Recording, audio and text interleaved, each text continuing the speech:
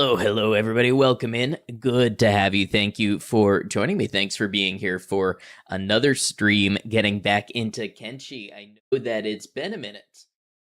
Uh, I was here with you all. I've been working on video stuff and offline stuff and all that sort of thing. So I'm excited to be back with some more Kenshi and the start of a new, shall we call it a season?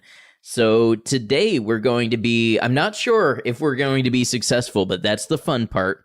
We are going to be playing as the real weakest character in Kenshi. Now, I'm not calling anybody out, but there are videos that purport to play as the weakest character in Kenshi, and most of them play as Beep.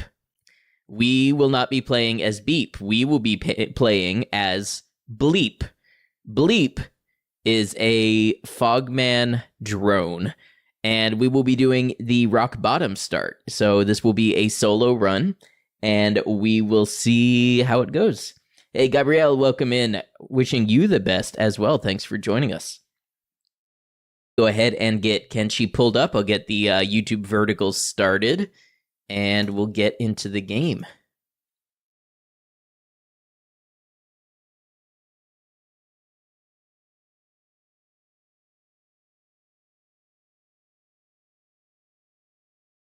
Will be real interesting. I ran sort of a test trial of this character, and well, it's going to be exciting as rock bottom always is.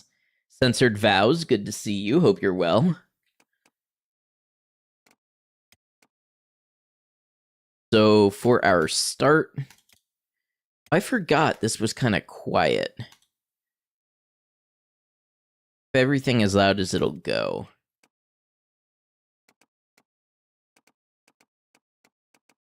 Maybe it'll be okay for you because I realized that my Fallout 4 playthrough was loud. So here we are, rock bottom. Excuse me if I'm sniffling. It's cold here, like actually cold. So the heat's been on all week, which is just drying up the house. And so even though I'm not like allergic to anything here, I think just the dryness has set my sinuses going crazy. So if I'm a little sniffly on the mic, that's why. Common Writer, welcome in. Good to have you.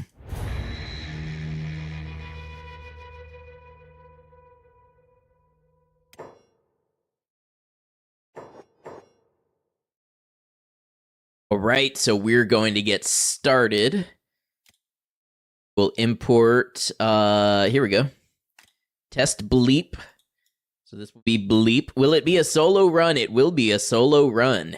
And it will be hardcore like all of our runs. So if we die, we start over. As many times as I'm willing to get back up and try again. Right.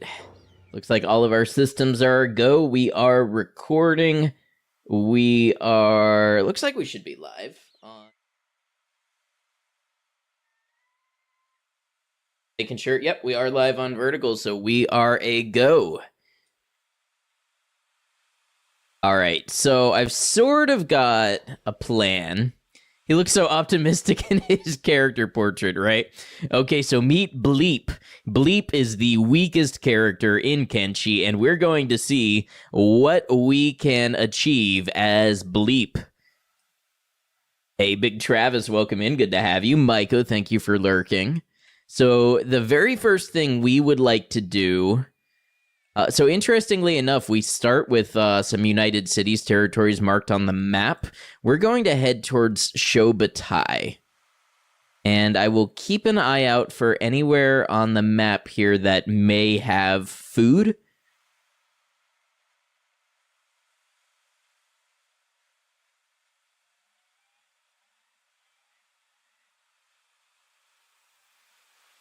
Now you might think, oh, he's a hiver. He's going to need less food. Nope. Hivers do not have the lower hunger need of, or fogmen don't have the lower hunger need of regular hivers. They are also not immune to acid. Because of the recruit prisoners mod that I'm using to play as him, he can wear a shirt, a hiver shirt, but base game fogmen cannot wear a shirt. So they have a lot of disadvantages. But like a hiver, he's going to gain athletics a little faster and naturally have a slightly higher movement speed, which is going to help us out here, especially in the beginning.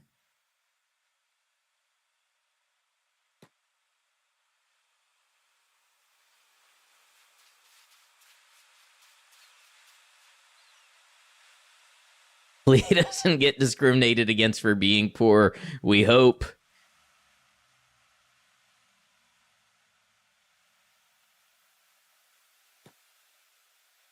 I just want to use my magical scanning capabilities to see sometimes in these little debris fields, you'll find like a dried meat or a chew stick or something. Keep in mind, on rock bottom, you start out hungry, so we are a little slower than max speed, and our carry capacity is a little lower because we're hungry.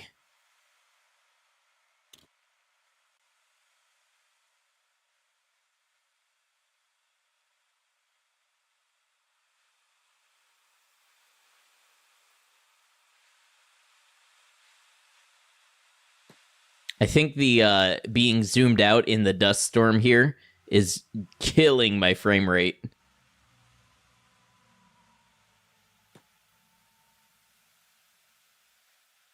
Might want to look into the reduced weather effects mod, I think it is. Let's see, here we have a copper resource. Now might be a good time to go ahead and try to get us enough money to buy some food here in Stoat. Just want to kind of survey around us while this happens. This is just to get us some food in our belly to begin with. Those look like... Are they samurai? They are slavers. So again, this is the type of threat that we want to be aware of a little bit. We are in sneak mode. Now, our stealth is only 1. So we won't be able to do too much actually sneaking away. But it will give us an indication if somebody has spotted us.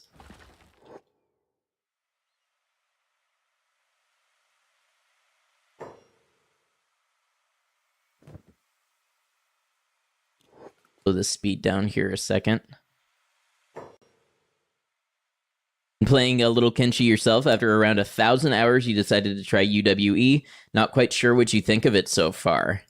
Yeah, I know it's a common thing for people to try to get more life out of the game with UWE. I can definitely see myself playing it once I've had my fill of more or less vanilla.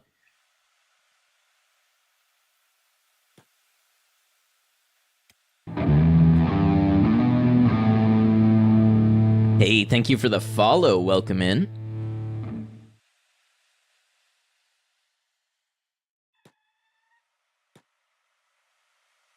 Hello, hello, Stoner Fuzz. Good to have you.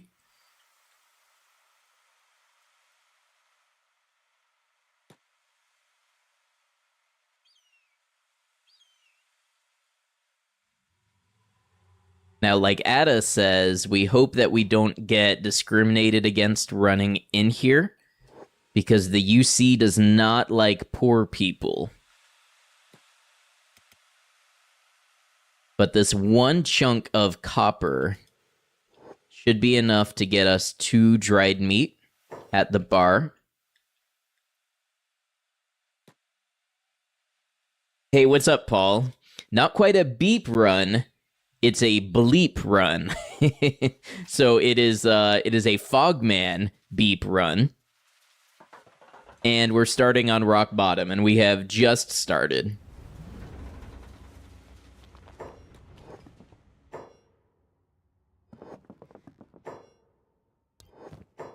All right, so... Oh, you know what? The value is different this time around. When I tested this, 1 piece of copper was enough to get 2 dried meat. Okay.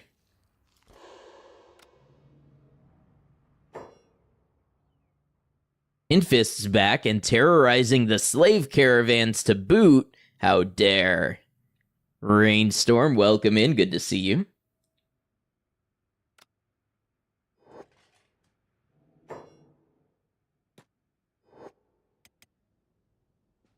We might only have the one piece of meat. I think that's still going to do okay for us. We'll just, it'll make the next part of this a little more crucial.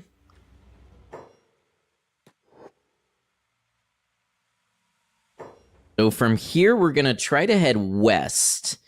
And we're going to make a target across Bast and around this this arm of Okran here. And we'll be heading for this part of the map to start out.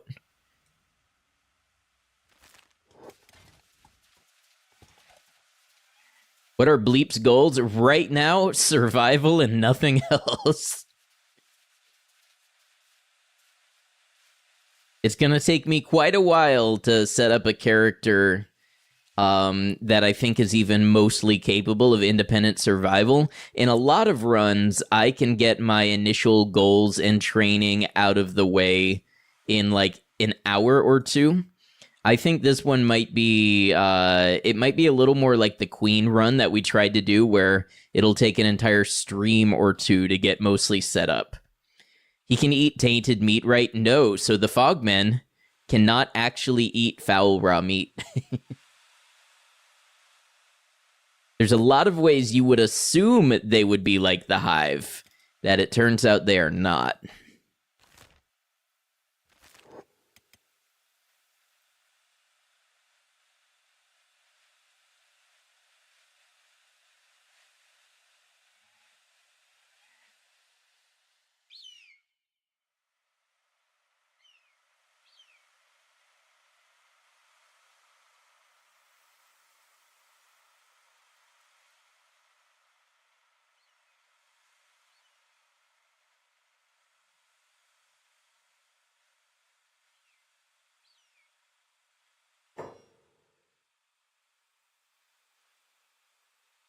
Manhunters, so we kind of want to go this way around.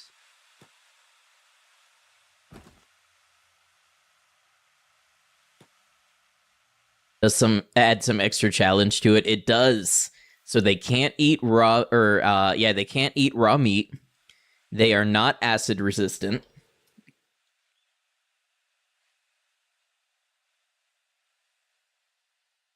Relaxing chill of a run across the desert till you run into skimmers. Exactly.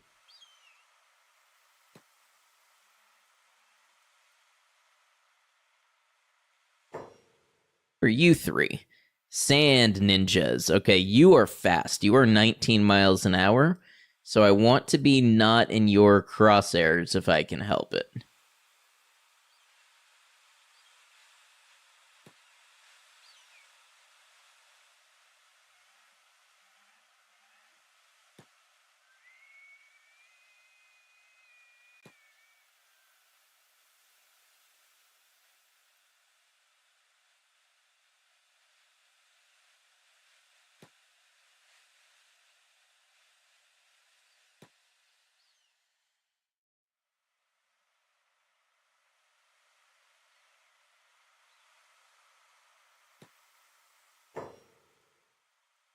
And we have, we've got nomads over here.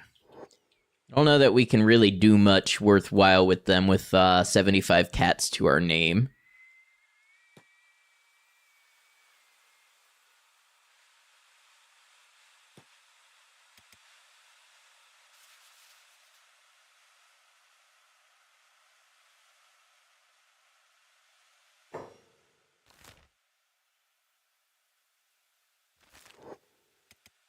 How are we moving? We're moving 15 right now.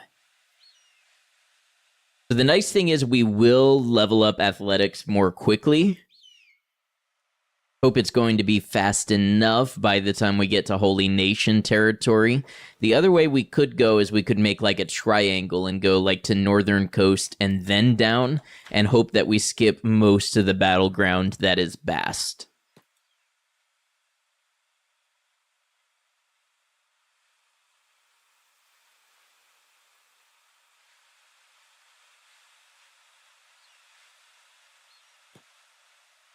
My apologies to mobile viewers who probably cannot see what is going on. Uh-oh. As this sand ninja got beef with me.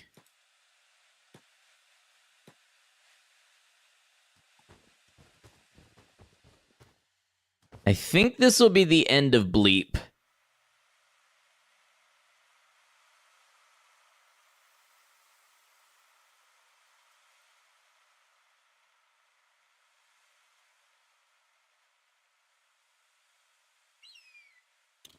All we have to do is speed it up and find out. But it certainly does not appear to be going a good direction.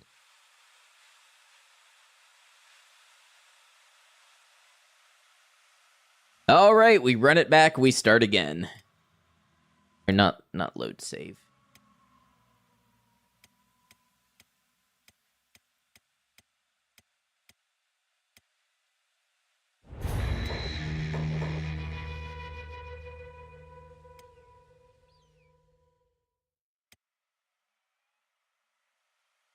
I'm just going to keep them all the same name this time because I like Bleep for the video. Normally, I would change around the name and try to come up with a unique one each time. Sand Ninja dialogue is the best. Nothing but attack and blood. So we saw how well that worked out. And yes, we are trying to get basically past World's End. In fact, we might skip the copper mining and try to do that this time. A good try, yes. With this start and this particular character, it is very easy for a single hit to kill you, get you past the point of recovery.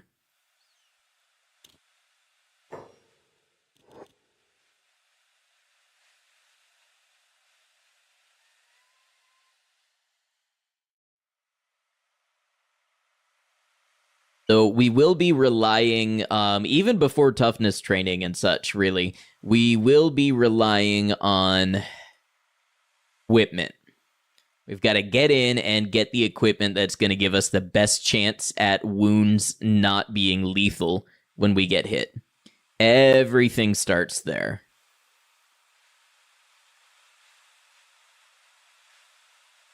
Because quite frankly, I don't think we can even toughness train until we've got at least some armor protecting us.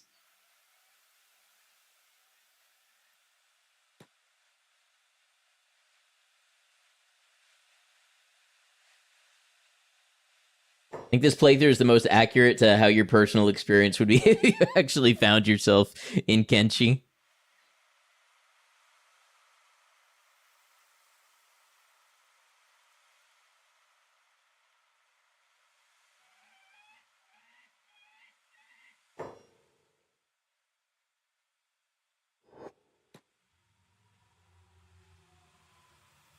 I find myself wondering about Fort Mirage.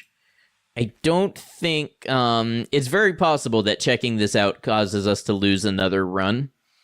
I don't think the city heroes will attack us right away if we are not in a negative reputation with the other factions. Have here. And ninjas. So the sand ninjas got in a tussle with something, but whatever the something is walked away. Or they carried it away or something. For you. Your city heroes. It'll be a good way to find out where we stand, if nothing else.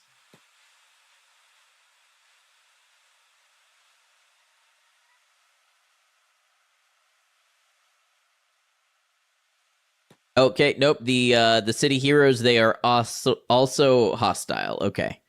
So we running. Oh, they think the Hive Queen is imaginary? That's an interesting piece of lore I never would have gotten.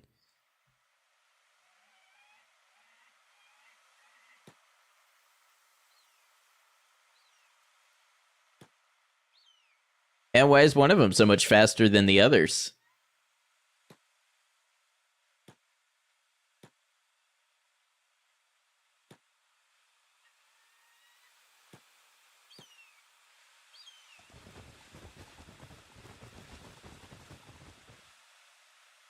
Even though it's just generic dialogue for any hiver, it does kind of hit different against a fogman. Yeah, you're right.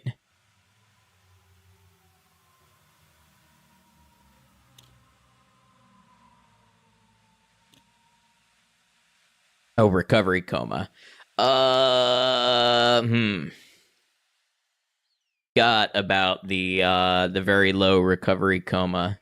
Well, this is why we have Kenshi. We're just gonna pump it up to 20 time speed.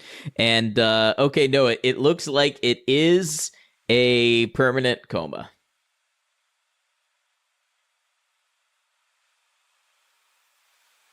Unless somebody comes along to pick us up.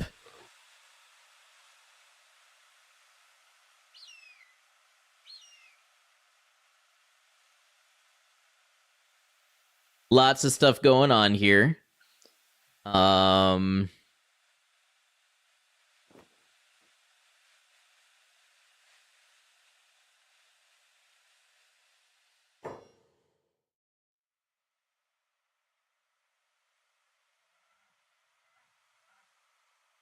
There were slavers.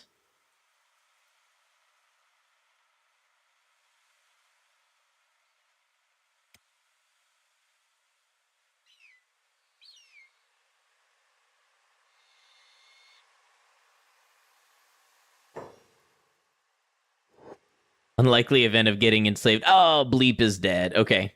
Looks like take 2. You mean take 3. This one, it's going to be a bit of a rough starter, but that's okay. We are playing for the run that really takes off. At least this version of Bleep can rest easy knowing his attackers were condemned to the mines.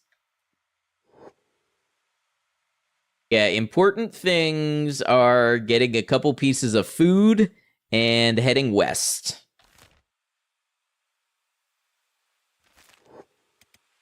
Oh, no, I named, I don't think I can rename. Hold on. Yep, just realized that. Thank you. Kamen Rider.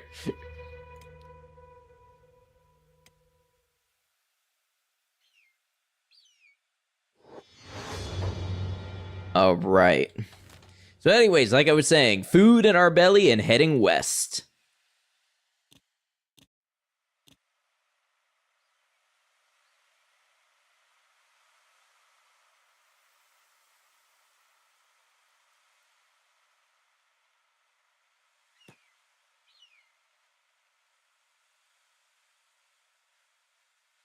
A good catch indeed. Imagine if the one run that started to get somewhere was the run where we accidentally kept the name Naked Dude.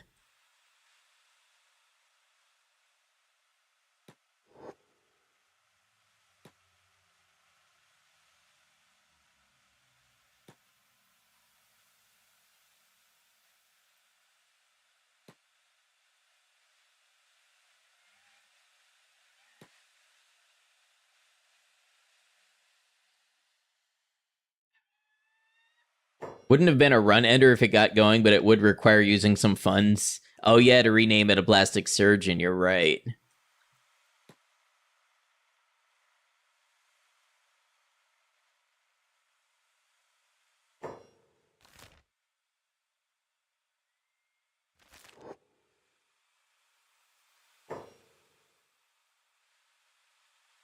Vagrants, yeah.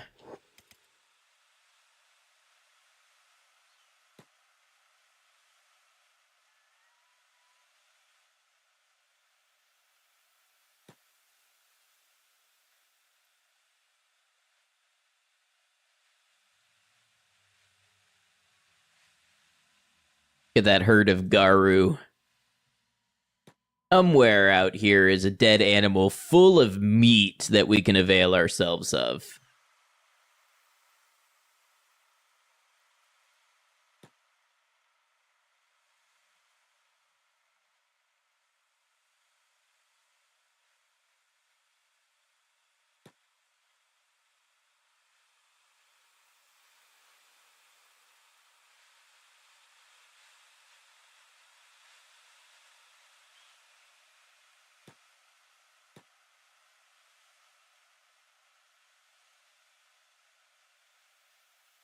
Wonder if it would make sense to kind of wander with the nomads. We're kind of heading their way, and there's another group here. So I think we're going to position ourselves with the nomads in between us.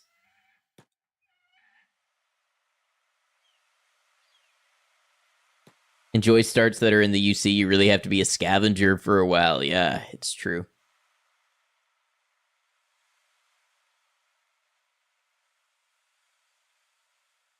Speaking of, Fallout 4 scavenger video is all like trimmed and aligned, so I just have to do a couple finishing touches on it. That one should be out in the next couple days. I started work on the Kenshi Crabmaster video, but it's just such a big video. It's like 70 hours of footage that I wanted to get out a shorter video while I continue to work on that in the background.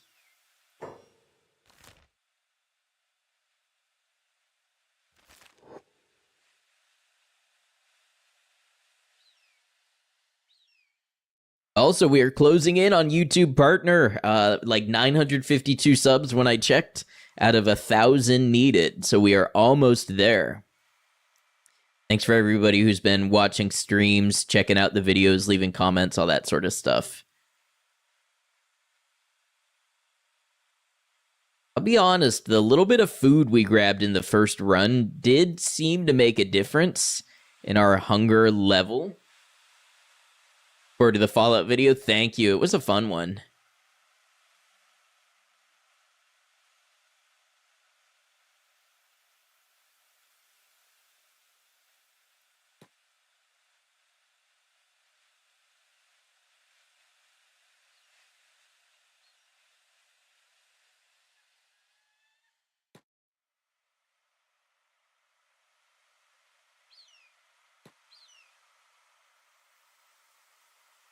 Also, Ambiguous Amphibian put out a video today that was a run that some of us had talked about on the channel before. That was basically, can you play Kenshi as just a trader? Yeah, the trader video, exactly. So not allowed to loot or scavenge or steal or just have to make all of the money from trading. No, it's one that a couple people here have tried, and it's a real difficult one. You have to know like the game really well, and you have to kind of min-max it. I don't think the numbers really work out if you're doing anything less than some of the most optimal playthrough.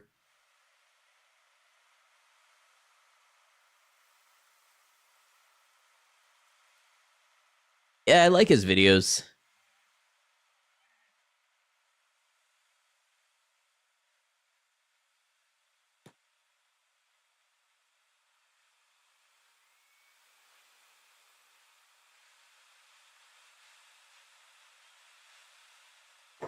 Ah, I saw it right before.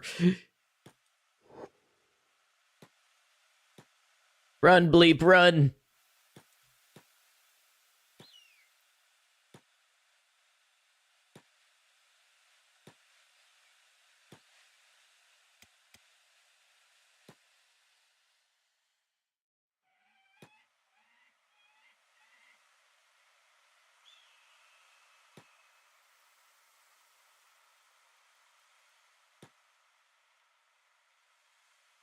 Go, bleep, go. Go, go, go.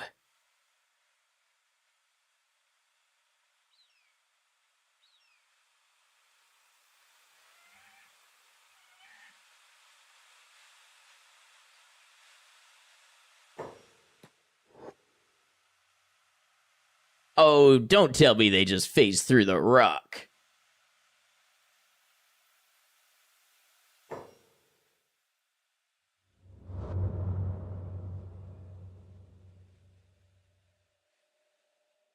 We hope at this juncture the United Cities won't be hostile to us, and that they might take out the skimmers. Oh, are they under attack by cannibals? I think it's cannibals. Imagine running screaming into town trying to get help from the guards, and the guards are under attack by cannibals. Are they under attack by? A high paladin. What's a high paladin doing here?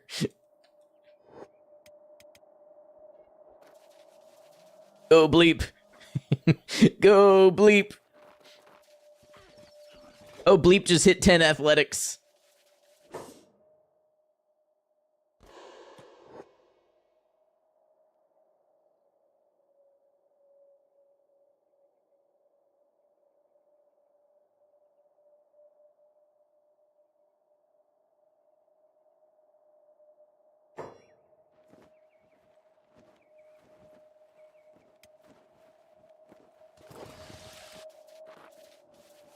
Go bleep.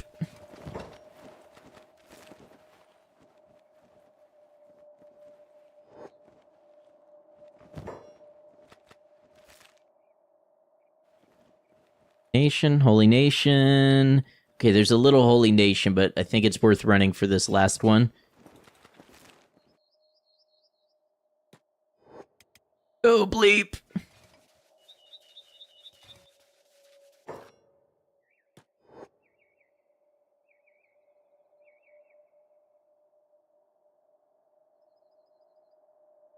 Bleep will have to cook the meat. Won't be able to just eat it, but... ourselves, like, over here, maybe?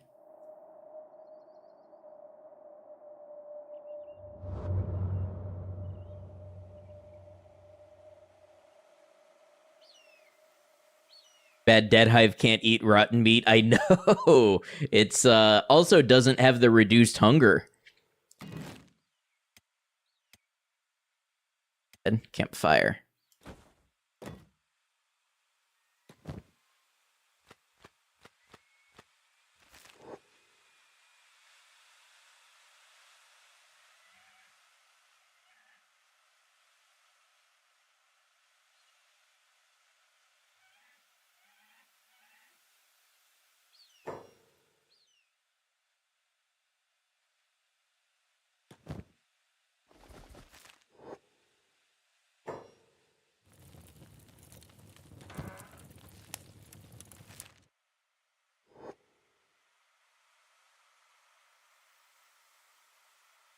Okay, so with some food in our system, we will start to move a little more quickly.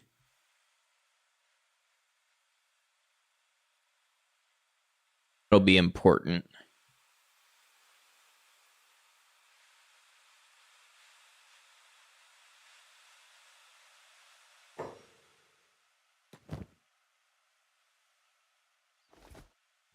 Hey, 5 dried meat. That's not even going to fill our hunger bar all the way up, but it'll be a good start.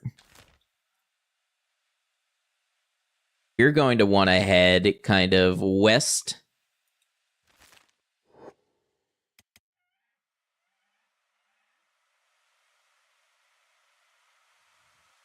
As the food enters our system, our running speed will actually tick up somewhat because the hunger was keeping our running speed down.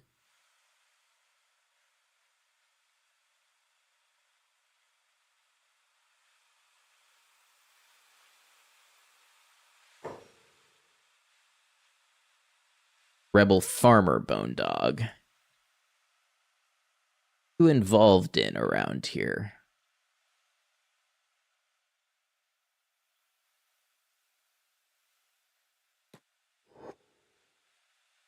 To avoid confrontation.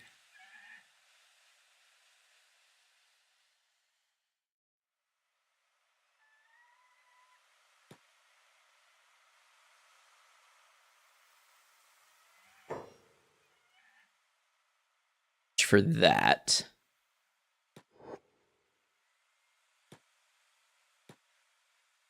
Run, bleep, run! Run! Run!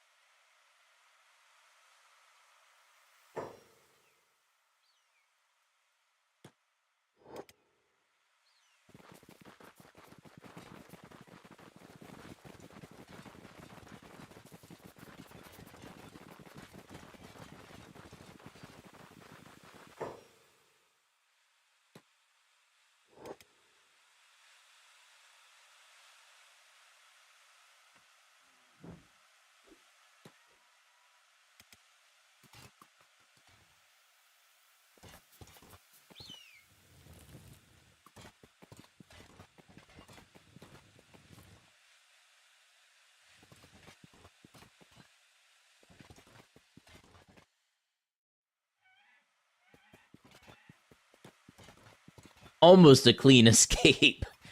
Who are you? You're more nomads? Okay. Okay. Boo, he pulled away.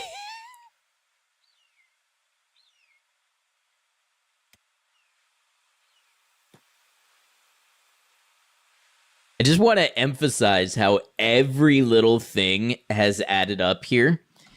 If I didn't have the food in my belly, I would have been like half a mile an hour slower and I would have been caught. That's just how it goes. That's how important every bit of speed is at this point of the game.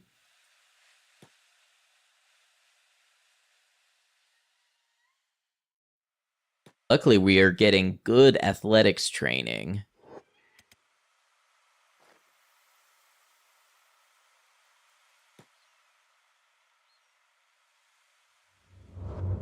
Should be moving 18 miles an hour. Right now, we're moving 16.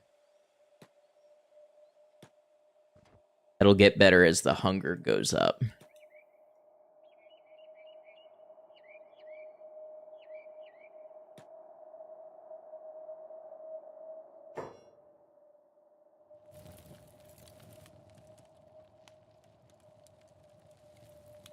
Feels like a trap.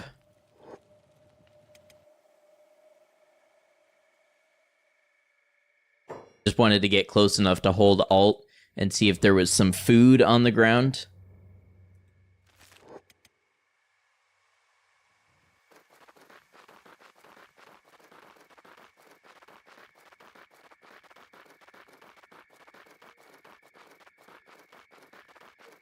Hello, goats.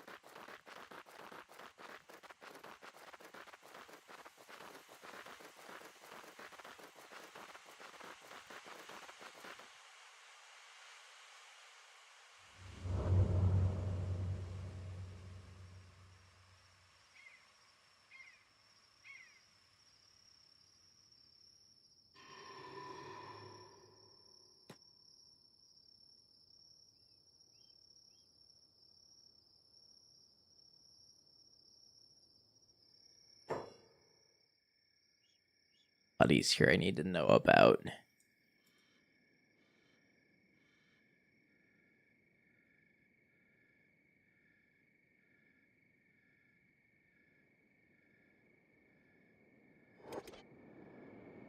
Risk making a move.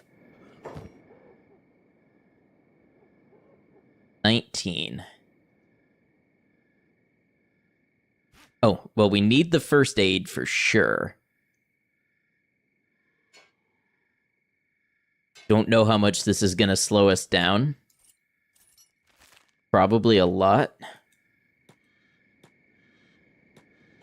Moving now. 10. Oh, that's too much. Let him bleep. Look, look at him.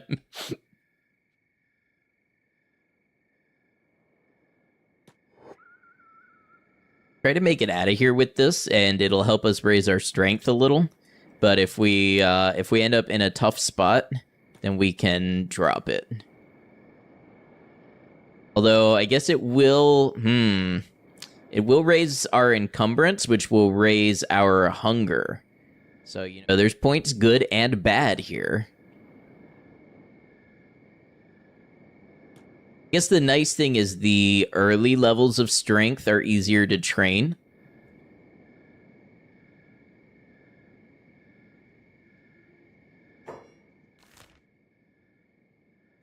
Still heading this way.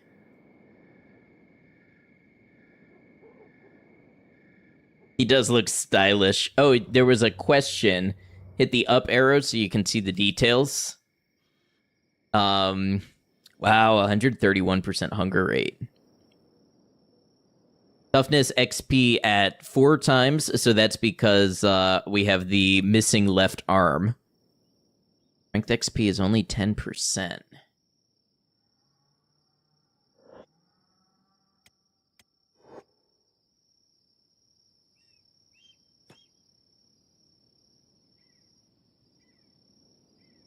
And I want to do a Rebel Farmer run straight from the rock bottom start. Sounds fun.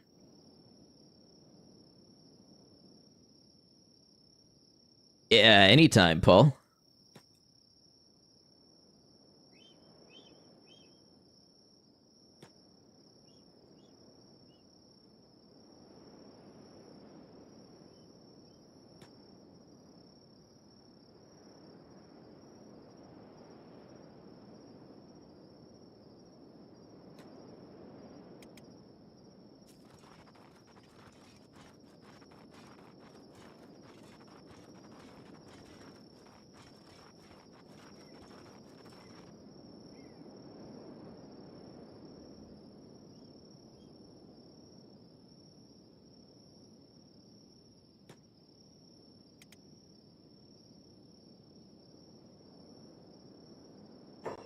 You talk to their leader while you're starving, they'll let you join then and there.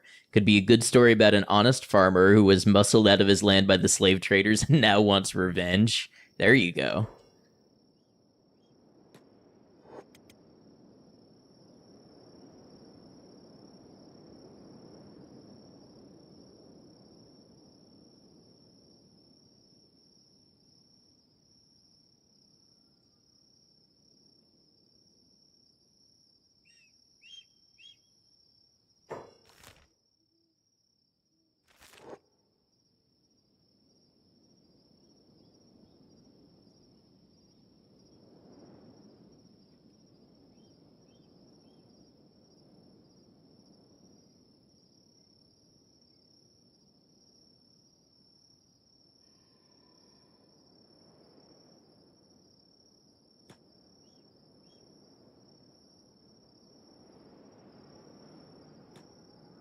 Wonder if I could join the Flotsam Ninjas.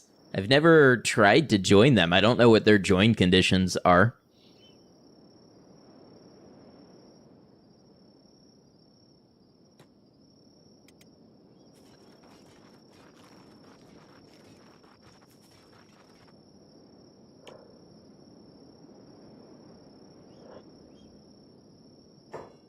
Find Bleep so very compelling with his oversized helmet and his 0 strength, dexterity, and dodge.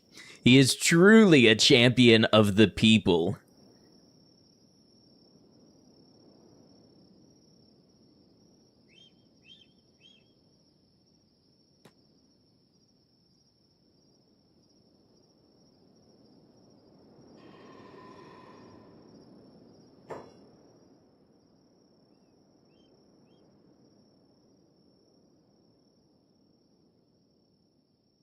Haru Urara of Kenshi. So we've had a gold ship.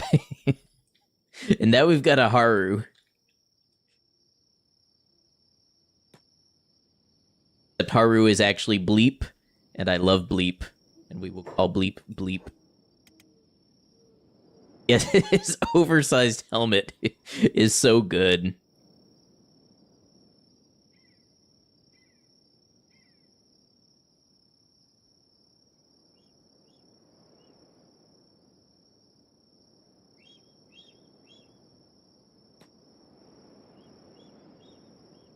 You think his disguise might help running past Holy Nation? I doubt it. If anything, I think it might draw their ire.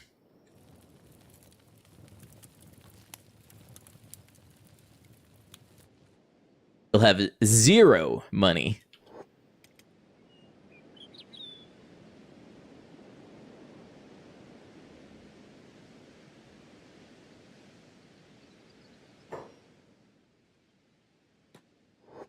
You all know Kenshi save files are enormous. I have like 50 gigabytes of Kenshi save files. I have every one since I started playing. Eventually that will have to change, but... It is nice to be able to go back to certain ones when I need to get, like, video of something or whatever.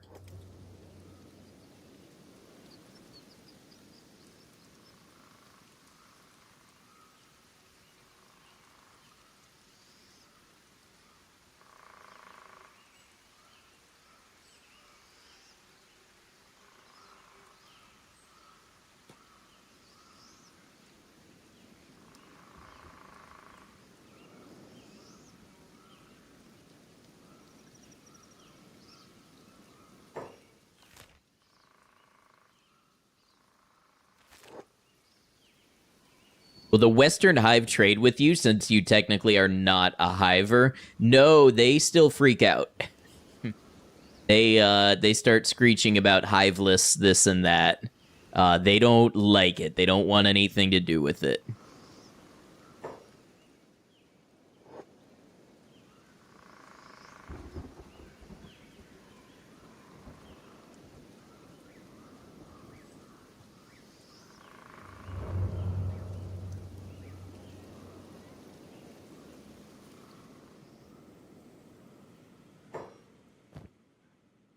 I've got one more piece of meat.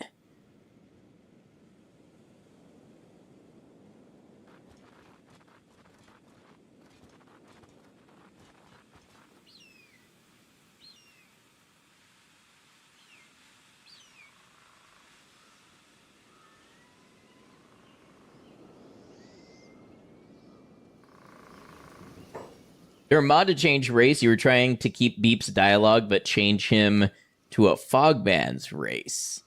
I don't know.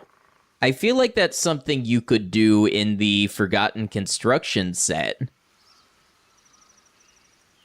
Because I know there is a mod that it turns Beep into... I forget his name, but... turns Beep into Catlon, and then turns Catlon into Beep. So they swap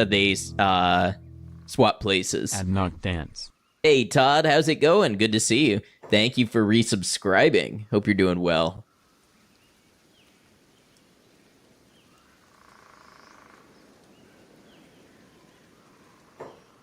There was a mod that adds a Beep-like Fogman character called Bap. I like that. That's another good Fog Beep name.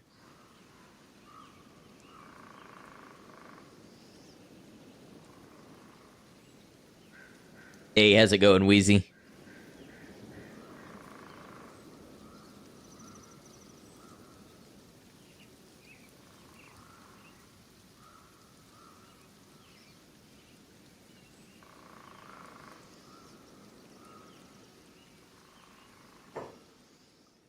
If I had any money, I would stop in here.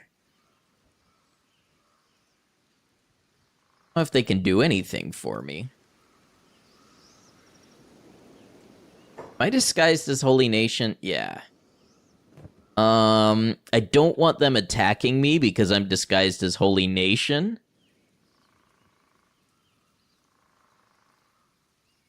We can link up with them later. I want to keep heading kind of this way. Like Fogman party member mods, Paleface from Band of Rejects is great. Ooh, that sounds good. Currently doing Beep Master Run, where Beep just has an army of animals. Pokemon Master Beep. I just did, you can find it on the channel. I just did a Crab Master Run, and that'll be out as a video. So I was a skeleton that started with 2 crab pups. And the skeleton wasn't allowed to attack. Just had to take care of the crabs and raise them for combat.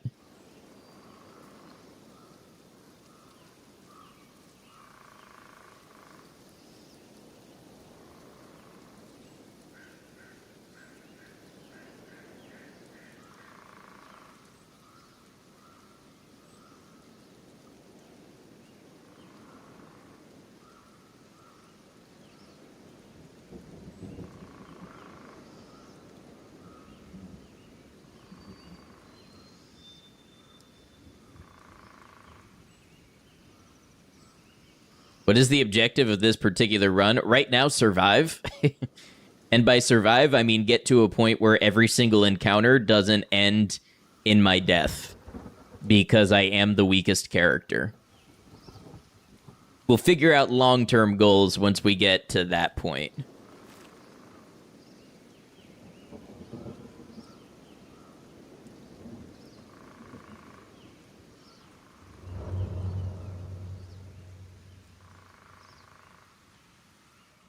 It's like any starting survival run. Yes, just imagine that, but you are the weakest a character can be.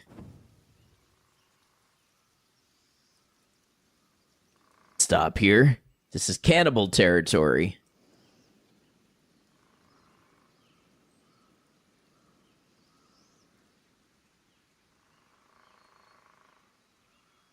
Cool is worth some money. We'll grab it. It's another thing that we can drop if we need to. Finding a random cannibal camp like this is a prelude in a horror movie.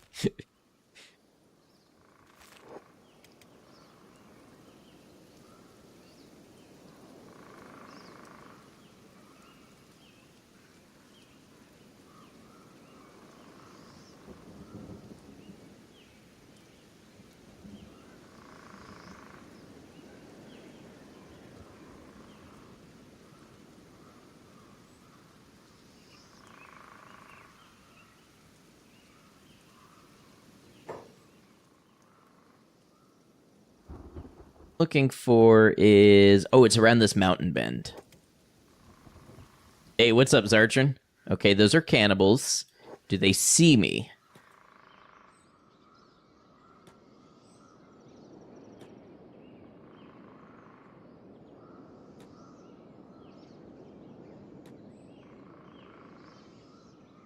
Don't think I can do much with the traders here. No, see, I can't sell to them. They don't work like normal traders. I can only buy an animal if I have the funds, which I don't.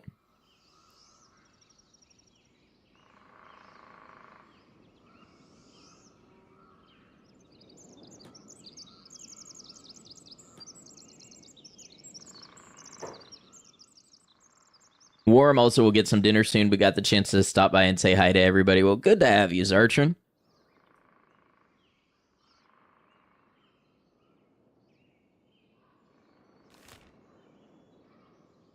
What I'm looking for is about here.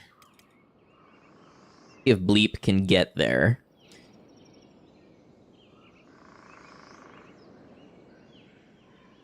Hunger bar is still rising, so we are still being satiated, but we ate our last piece of food, so it's pretty important that we grab some more.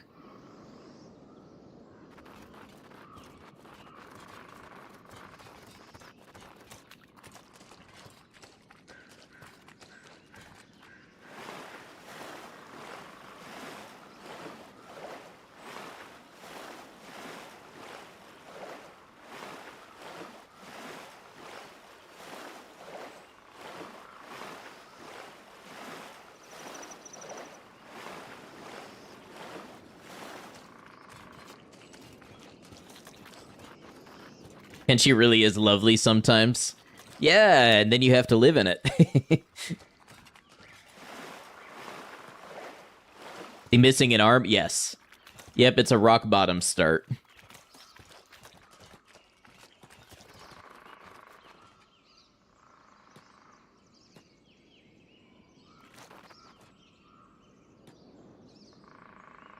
Animals has been wiped out, huh? Up to 1 strength wearing the armor, I know. How are we doing on it? Not very high to the next one, but we have increased our carry weight a little bit. Alright, so we want to head kind of up here.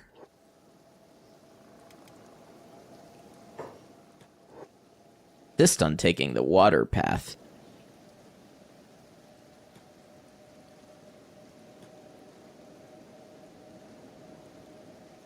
Luckily, despite appearances, this place is not acidic.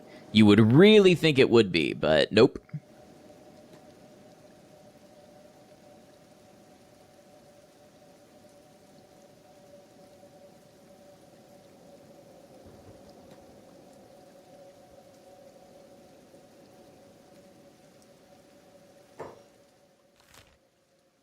lone shack. That's what we want. All right, and we're about to have our first ad break of the night on Twitch. So as we pull up to the lone shack, I'll step away for a quick break, run the ads on the Twitch side, and then there will be some clips of the channel, and I'll be back in about 3 minutes. Am I resistant to acid rain? I am not.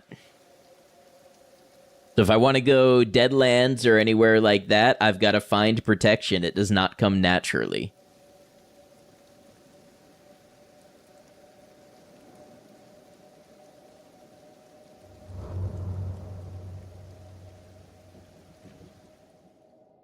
All right, and here is a lone little shack that we will pull up to.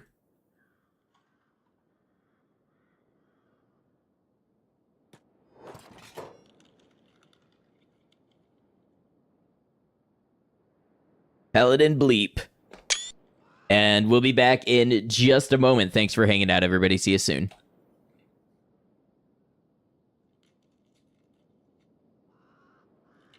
The only reward I got from doing this is the boost in self-confidence. And that's probably more dangerous in Kenshi than anything. You guys seeing this?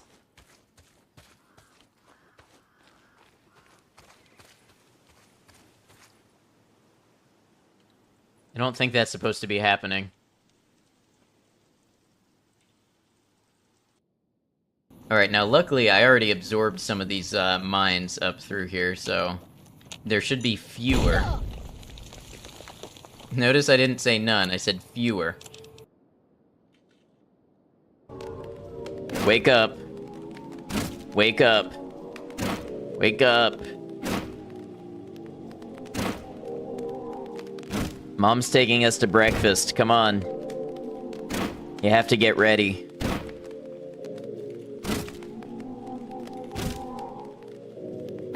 Alright, but don't be mad that you missed out.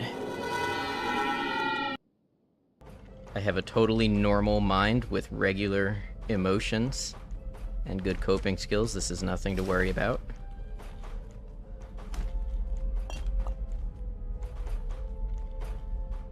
Thought maybe shaking him a little would help.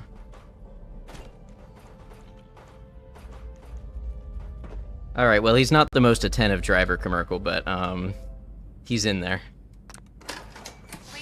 And that's what I've got to say about that. Manténgase alejado de las puertas.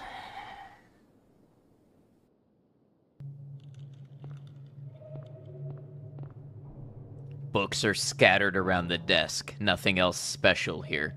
Except you. You're special, and don't you forget it. I'm fast as fuck, boy. I'm no longer fast as fuck. I accelerated at a great pace. Hey, what's up, Space Monkey? Good to see you. Hope you're well. Getting settled back in after the first ad break. Thank you, thank you. So, Bleep here has just pulled up to a lone shack on the outskirts of World's End and Flotsam Ninja territory. What could it have?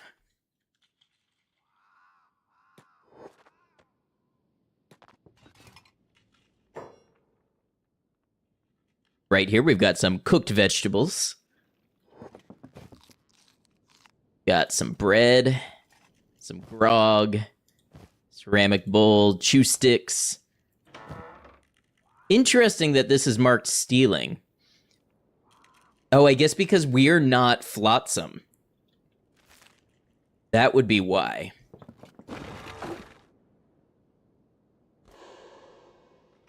Something here.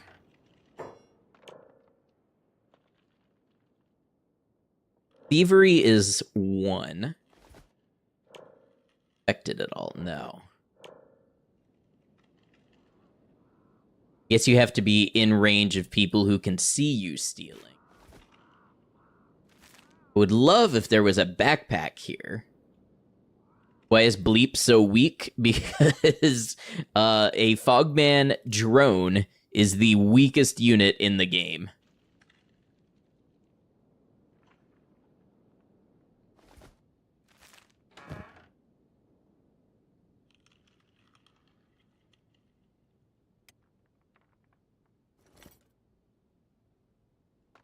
Tools may come in handy for us.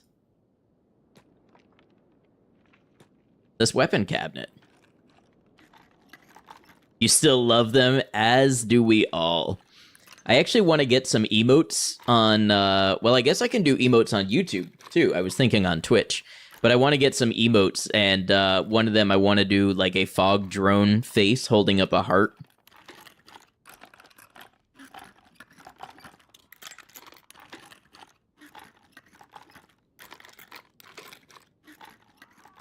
That'll be a unique emote. Yeah, I think it's time to get some Kenshi emotes and maybe some Fallout emotes.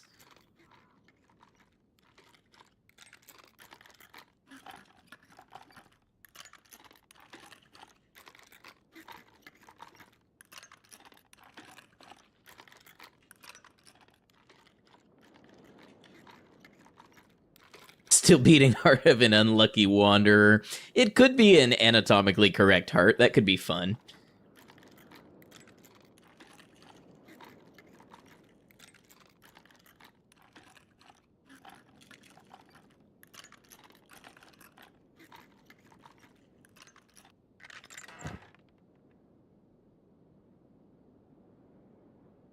Wait, why did these weigh 0? Is that correct? That can't be correct. I guess they weigh like half a kilogram, but they say 0?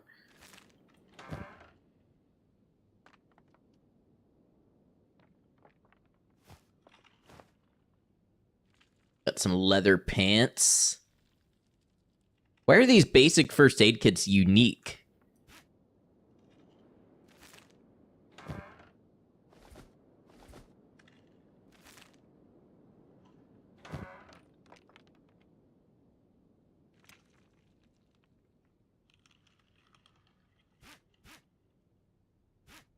Drop the unique ones. They won't stack if we get a backpack. I also weigh 0 of you round to the nearest ton. Hey, Toady, what's up? Good to see you.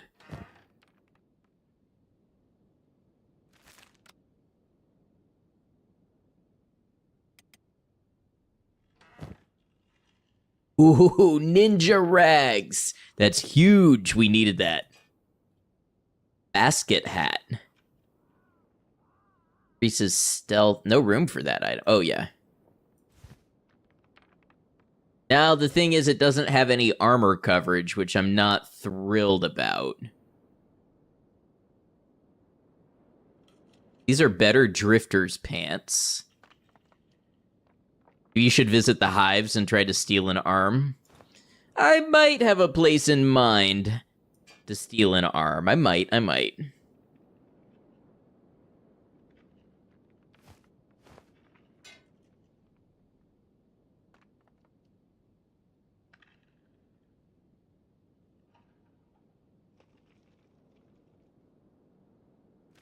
Huge find.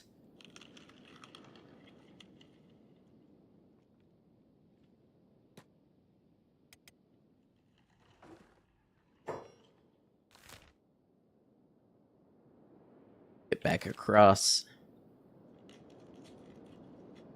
Busy lately, started working at an English school, but happy because of it. Well, I'm glad. It's good when you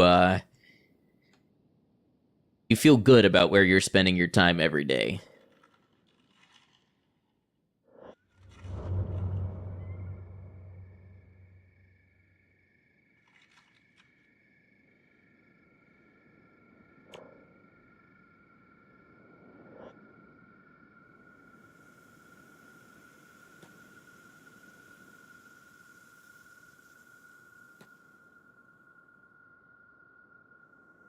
Everything has been going well around here. Yeah, I took a week off.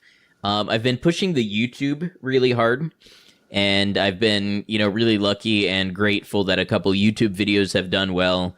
We're creeping up on YouTube Partner, and I'm really trying to make that part of the whole content work. Yeah, things have been good.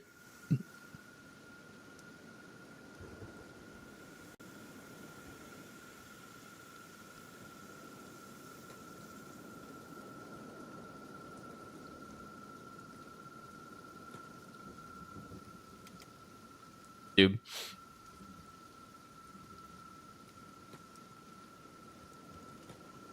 If 4 streams yourself have to figure out how to edit down, yeah, it's a process.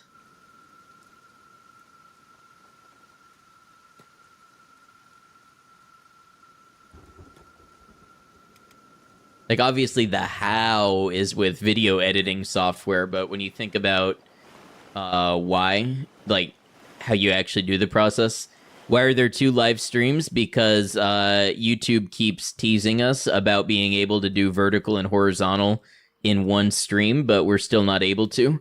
So if you want to stream to vertical and horizontal on YouTube, you have to do 2 streams at once. Hey, get some good food, Zartran. Thanks for stopping by.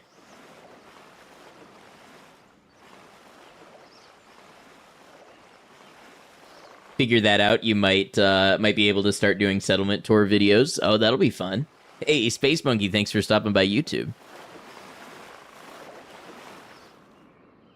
You know what I should have done?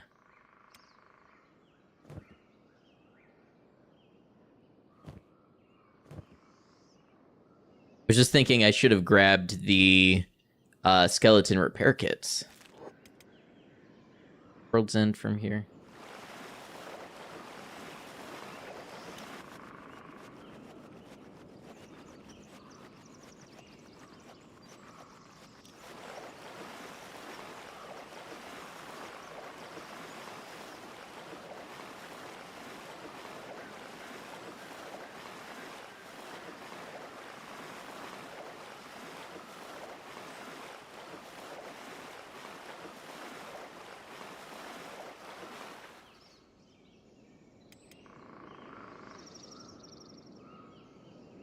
Next thing that would be really nice to have would be a thieves backpack.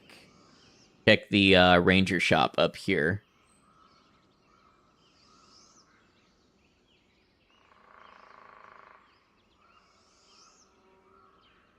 We'll sell off. I don't know if we'll keep one of these katanas. Maybe we will. Just in case we need some type of a weapon for now. The way I'm imagining this playthrough going is I think we will need to be, like, if anybody has played Modern Warfare 2, and you do that thing where you take the perk one-man army, and it replaces your second gun, but you can totally change your loadout anytime you want, and you just get a bunch of classes that all have one-man army, and you can just swap a whole bunch of different kits. That's kind of what we're going to be doing here. We'll carry 1, probably 2 backpacks.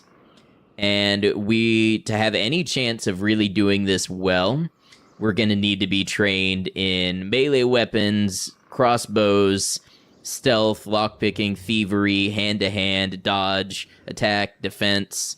I think we're just going to need to be well-rounded to absolutely min-max our advantages away as much as possible. Who claims to see me? Oh, it's River Raptors. Okay.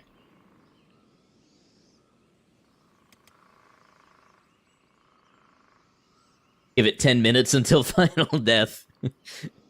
I mean, this is character number, what, 3? 4? Hey, follower of Clay, welcome in. Strict solo run? Yes. Now, maybe we can hire mercenaries, maybe we can get the error bots, but we're not going to be adding anybody who's actually physically added to our squad and under our control.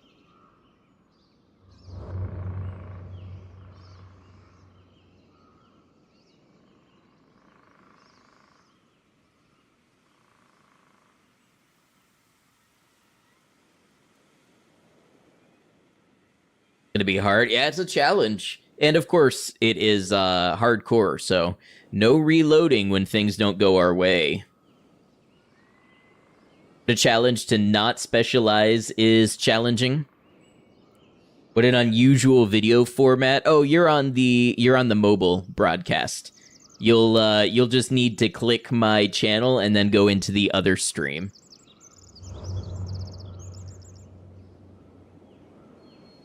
One day, YouTube will give us the features they promised, and I'll just be able to run both from one stream key.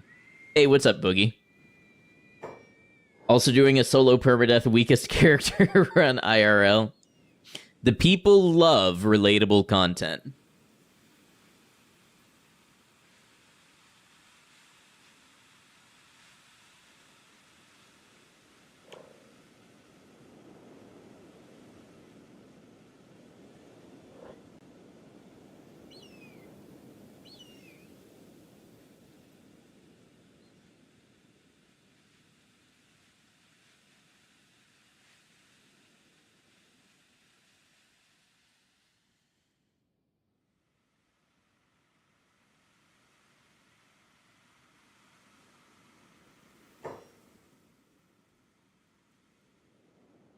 You're cannibal hunters, so we're cool with you. Boogie, hello on Twitch. We got a Boogie over here and a Boogie over there. That's better. Good to see you. All right, so a headgear shop, which, yes, we could use some headgear, but let's check out...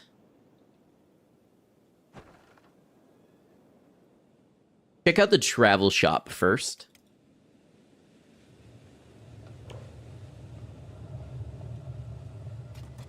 Stealth training everywhere we go. That'll actually really help us out.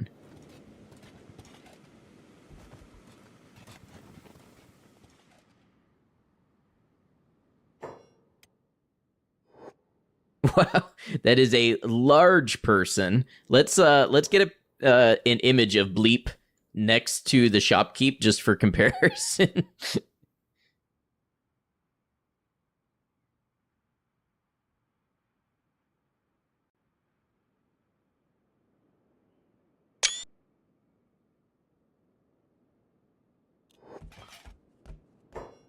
Like Bleep's hat. It's a basket. It increases stealth.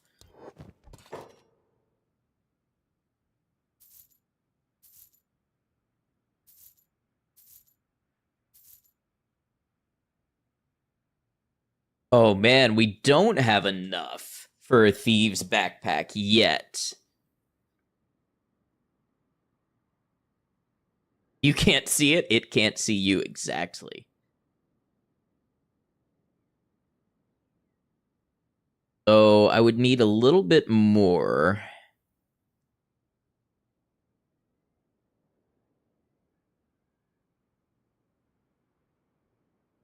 Don't think we're gonna do it with what we have on.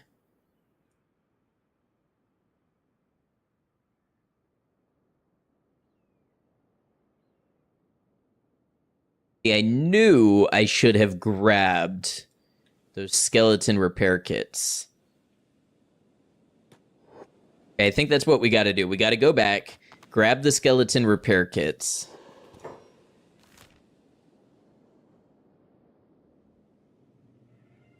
That'll get us enough money for thieves backpacks. Love those medium thieves backpack. Yeah, they're basically essential. How will I make more money? Oh, lots of different ways. But right now, if I go back to the Flotsam safe house, there is a skeleton repair kit, actually 2 skeleton repair kits sitting in a cabinet that'll get us enough money for a backpack. Hey, kitty, welcome in. Hope you're doing well.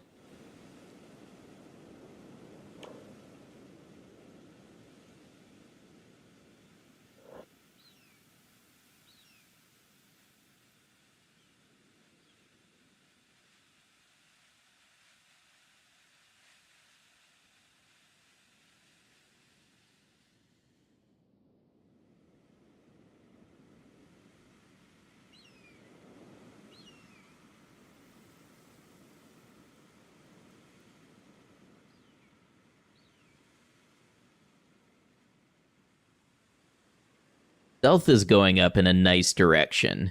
It's going to be helpful for us.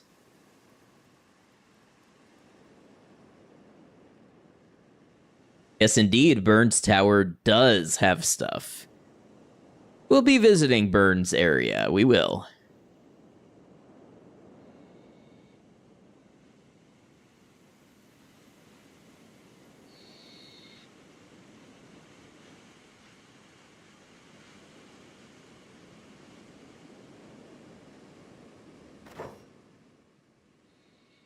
Thought those were goats.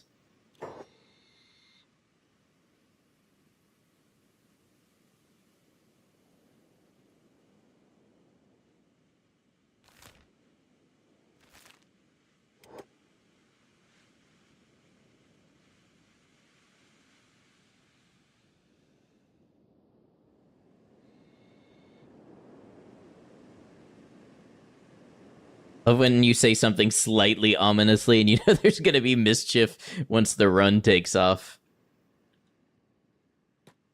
Mischief, but will there be Mr. Chiff?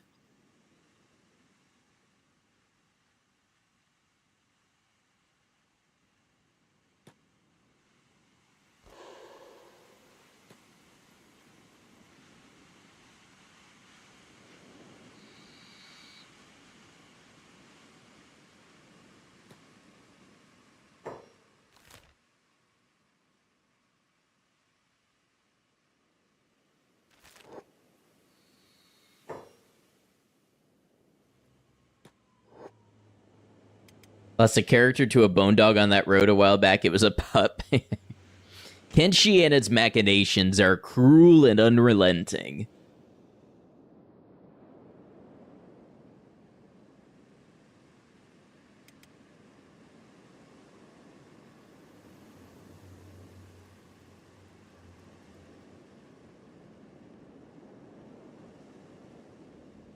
Love this mountain pass. Was such a pleasure to explore when you were starting. I think it's where I first saw a skeleton. I mean, on the other side of it in Wend, but yeah.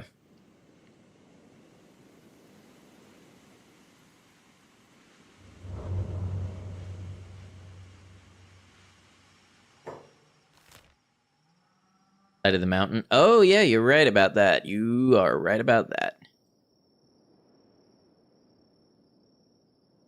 Cross over this way. Not a bad thing. We're grinding stealth. Also, I think athletics should still be going up. Yeah, 31.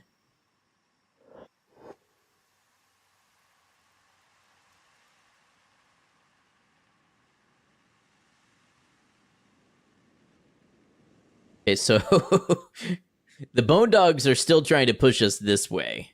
What if we come over this way?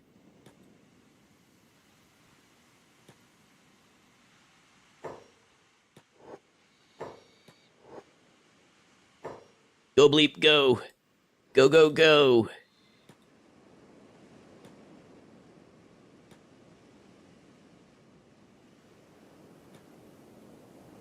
Did I lose an arm? So I took the rock bottom start.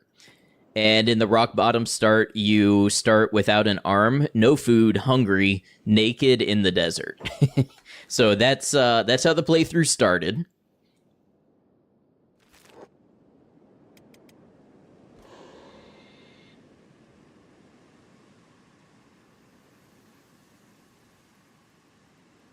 And we are such a weak character that we lost the first two playthroughs. Well, the first one was to a single hit.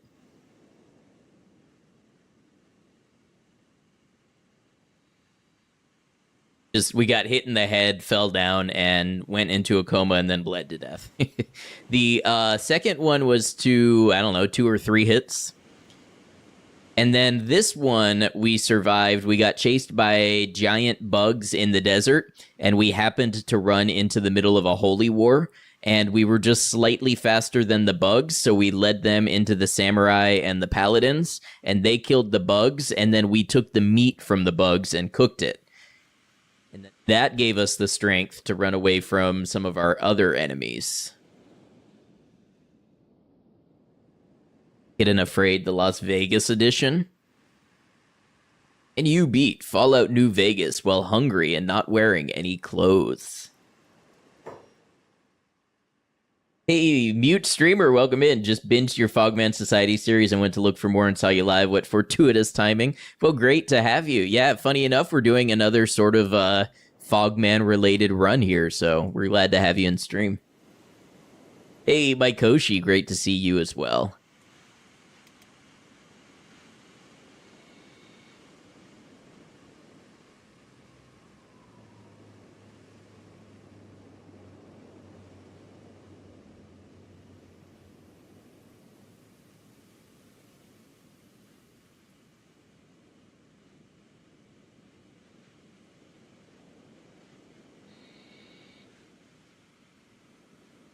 play most games while they get hungry too. As the move going, yeah. So we don't share too many specific details, just for general online safety practices. But we've got a lot going, and a lot's going well. So we're really looking forward to it.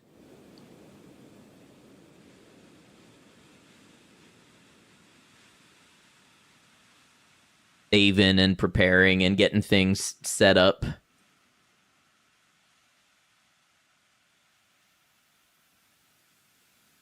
So much work, but worth. Exactly, yeah.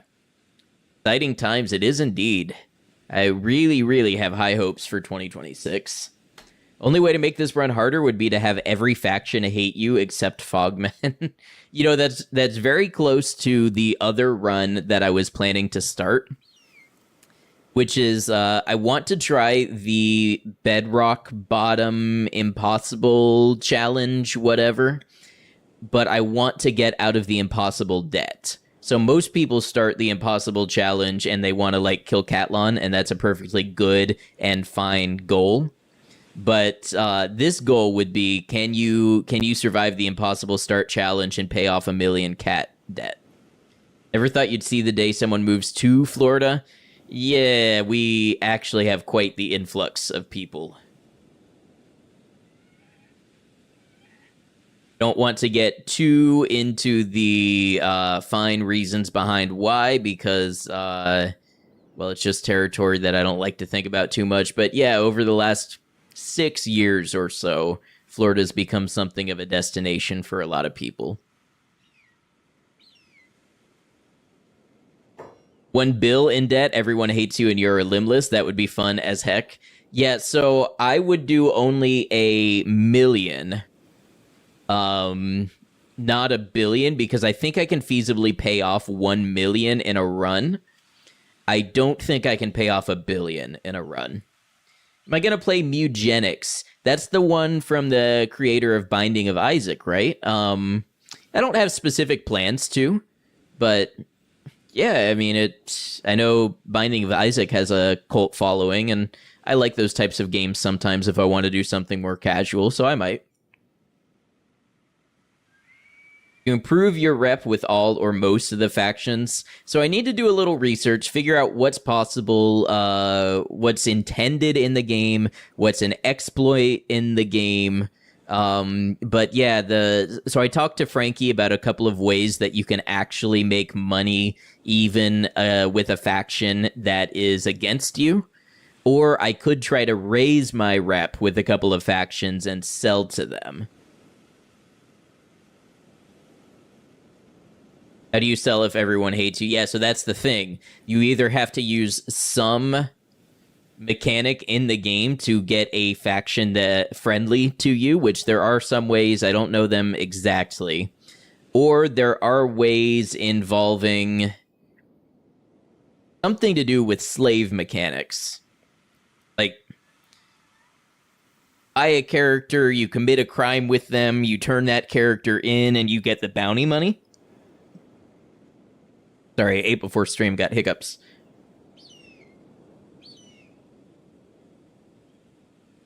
Sounds like a really cool run. You're into that? Yeah, I just, with all of the time I was spending on editing the Fallout 4 video, I didn't get a chance to really research it this week, so we launched this one.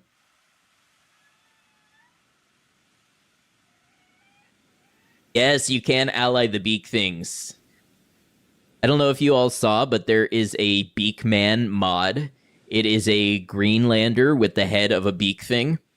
I kind of want to do a run where I play Beakman and ally the beak things and wipe out the factions by dropping Elder Beak things into towns. People keep asking me, when are you going to do an overhaul mod? And I'm sitting here looking at all of the things you can do with, like, mostly vanilla Kenshi. And I'm like, I don't think I'm going to run out of playthroughs anytime soon.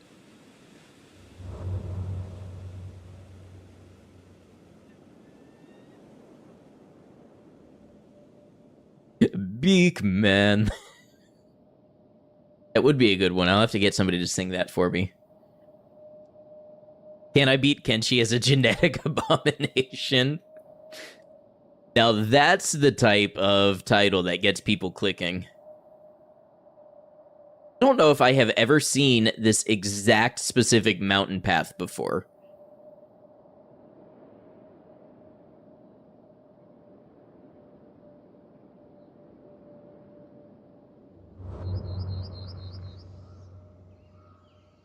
We could be there a lot faster, but I do like getting the stealth XP. Get faction rep. You can heal people, turn in bounties, break them out of jail, or buy them from slavery. Some dialogue options and diplomats. So I don't think you can heal. Healing most people and getting faction rep, I believe, is a mod. I know if you heal somebody of diplomatic significance, and I think somebody else has to witness it, maybe, I think that will raise it in vanilla.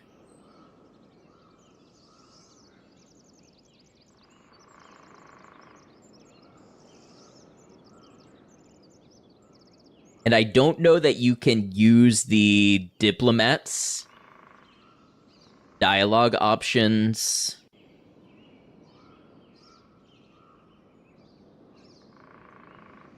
If you're that hated. Noticing some of your voice is getting cut off with the filters, especially at the start of sentences.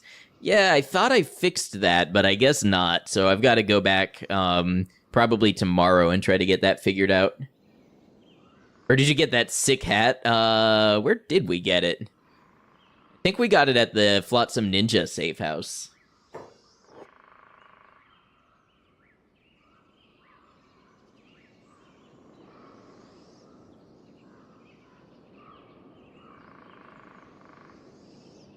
Healing anyone, no witness required. You don't use mods. Okay, I'll have to look into that some more. You accidentally got one of the Flats Lagoon shopkeeps killed, and now your hash runs are missing 25k each time. And you live all the way out in the Forbidden Isle. Yeah, that's a distance. You have to get into the door before you can talk to the diplomat.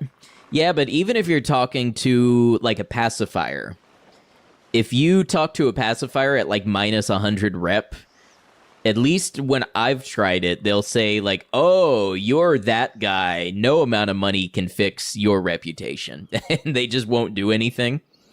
But come to think of it, there is one faction who I know you can turn around your reputation with in a series of events, and it's the Crab Raiders.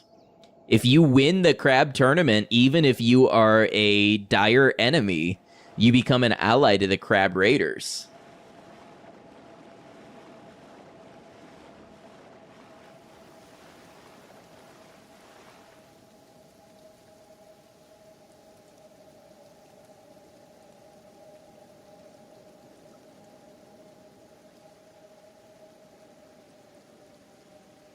More honorable than check.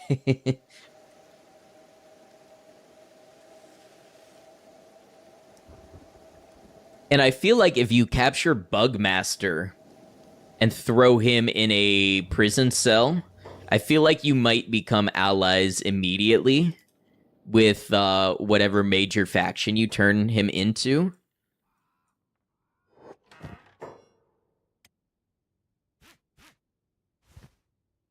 A long way for 2 repair kits.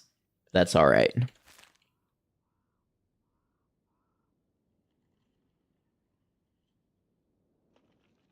Winning Crab Tournament is a key component to a strategy. Sounds awesome. Yeah, I think there's a couple really fun things we could do with that.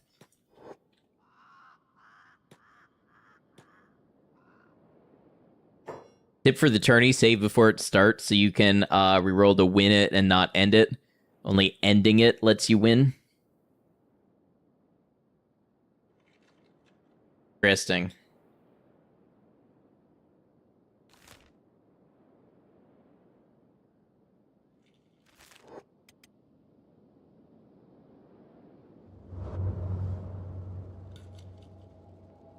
Okay, we've got a little encumbrance, so it's cutting our stealth down, but it should raise our strength over time.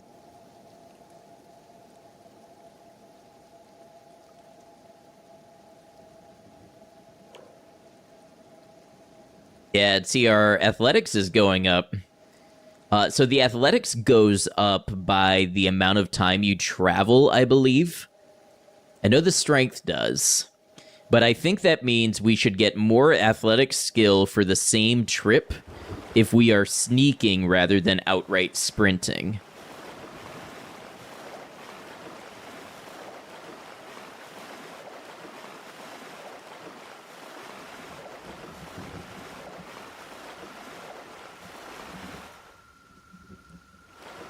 The buggy chain of events, yes. So for my Crabmaster run, I did get I got the mod, the crab tournament fix mod. There is one out there on the workshop.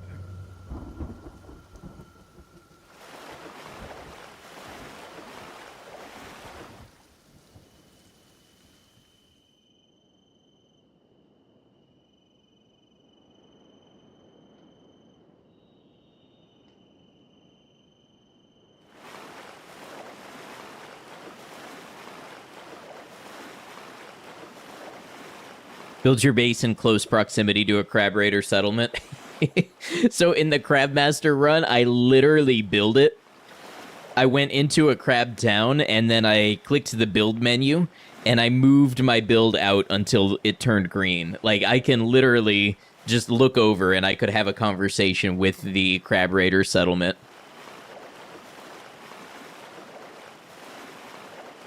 Thinking of moving to the pits soon, so that's going to be a lifesaver. Yeah, it fixes some of the logic and stuff behind the triggers in the crab tournament.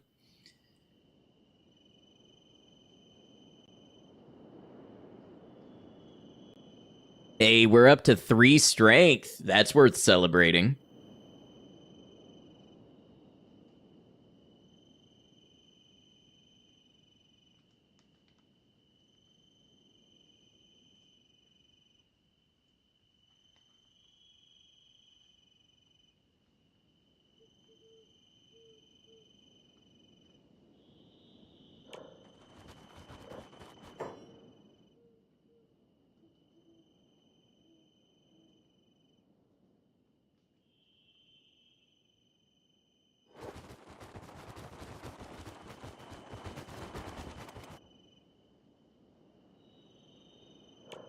Group of skeletons.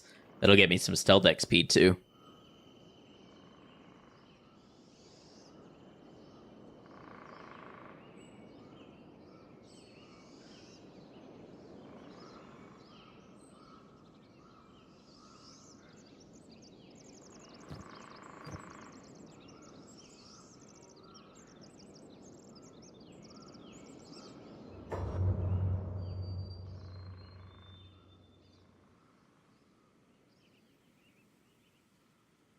See anybody who should have spotted me.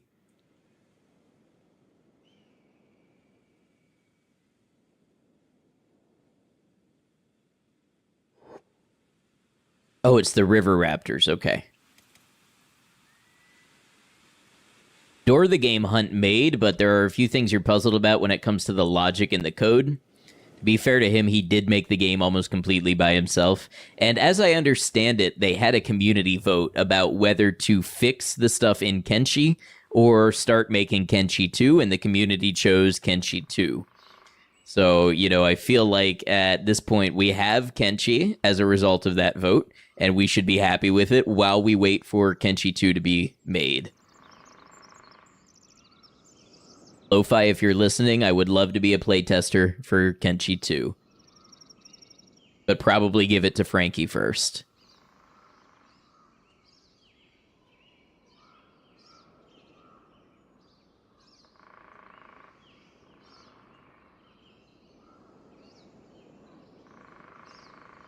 Besides, there's always modders. Yes, but they can only do so much.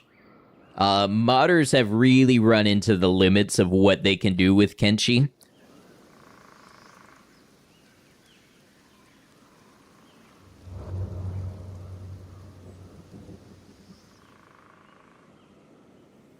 Resume in the link tree. Do you think I should have a content creator resume? CV.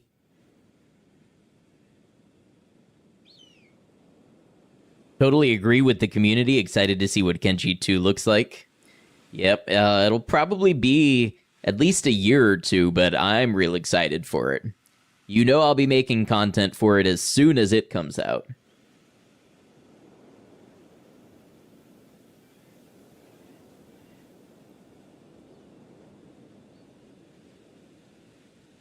Can't wait to see what he does with the amount of funding the first game got him, plus the fact he has a team now. Exactly.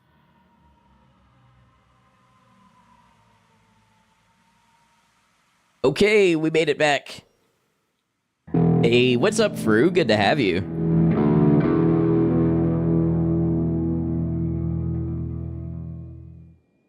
Adnocked Wave been working on a truck, exhausted and ready to relax to the stream. Hey, I hope the truck work is going well. I know you told me you got one recently. Good to have you, and welcome on in. Kick back and relax. Hero in his head has a goal to help out other people who stream Kenshi. Perhaps you should reach out. So I've actually seen him popping around other streams and things like that. I hadn't watched any of his content yet because I wasn't sure if I was going to do like a lore reaction, so I didn't want to see too much of that in advance. So I'm not really familiar. I know he does a lot of deep lore stuff, but I'm not really familiar with him as a creator outside of that. 4,800. And on this faithful day, they don't have thieves' backpacks, of course.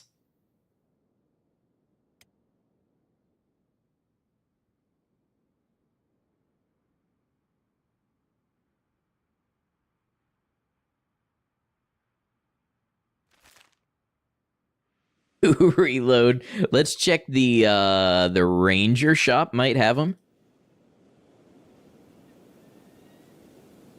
Do I have a Discord server? Yes. So you should be able to click the description on YouTube or my channel, perhaps, and you'll find a link to the Discord server.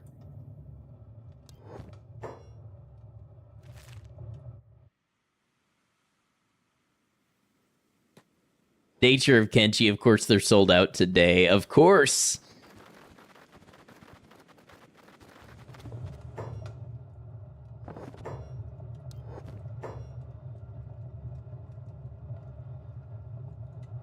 I think this mercenary leather armor is an artifact. I think it's always there.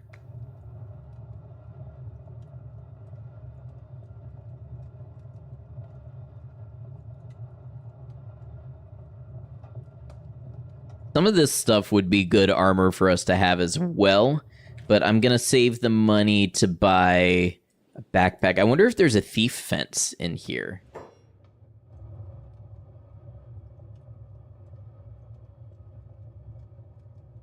Flood the server with Kenshi screenshots.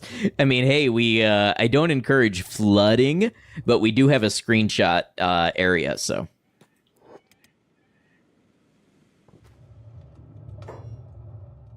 Hunters. I'm looking for a thief trader because they sometimes sell sneaky little goods that include backpacks.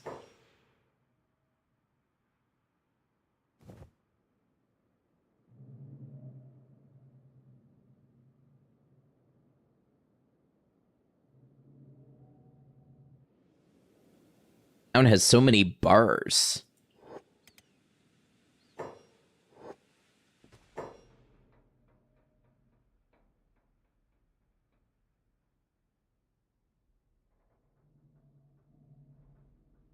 Suppose the bars would sell any type of backpack.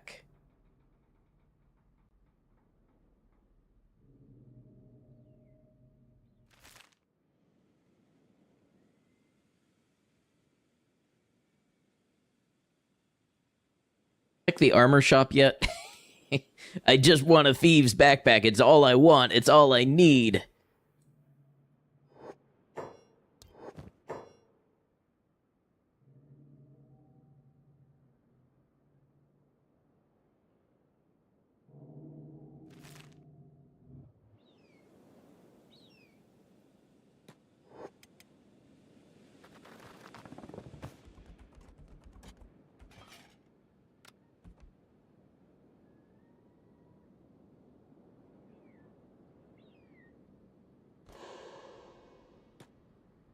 Follow me up here. Ah, there's a guard. How dare you? I don't know why I decided to speak like a pirate there.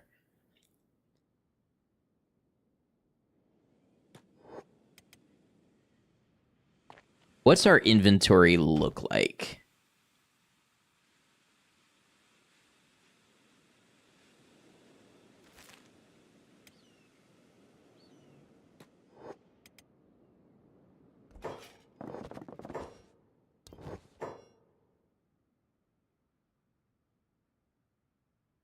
See, I really need something that doesn't detriment stealth effect.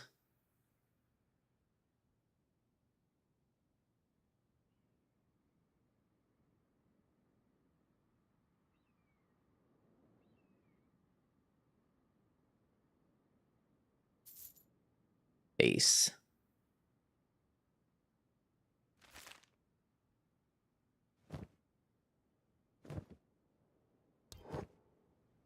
None of these are really great options for what I'm looking for.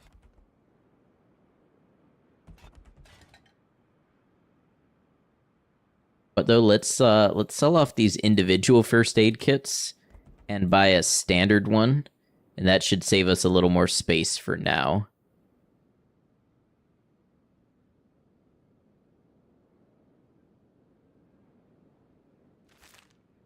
Not much in the way of a replacement arm either.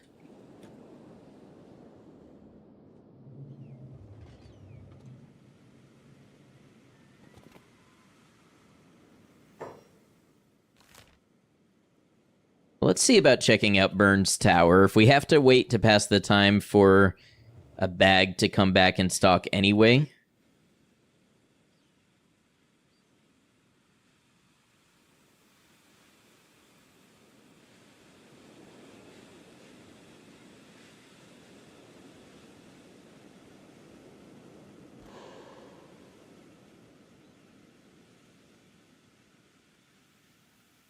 Sneak up.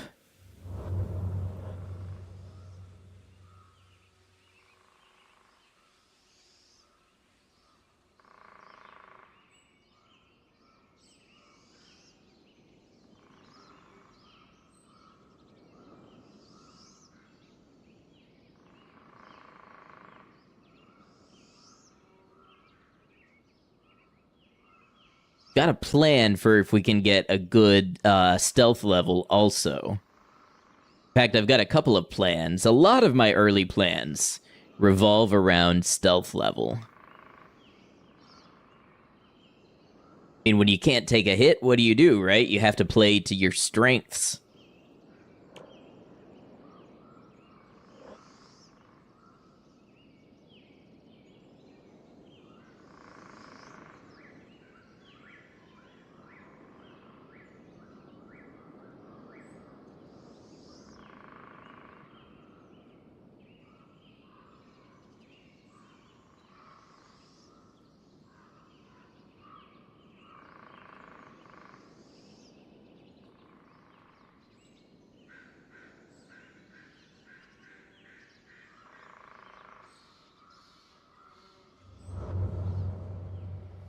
Ooh, we're starting to Naruto run a little bit. That's how you know that stealth is getting good.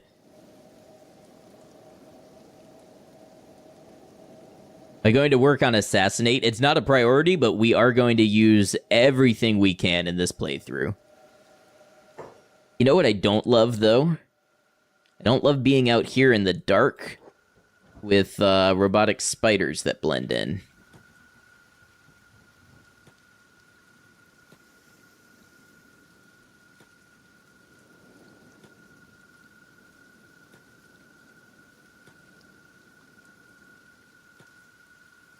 Robotic spiders, yeah, and they will probably one-hit kill us if we are unaware.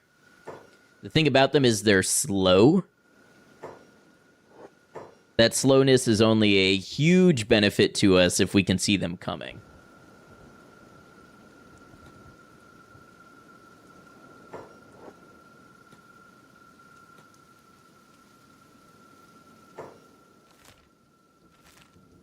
unknown tower. That's the one I'm looking for. I believe it's that one right there.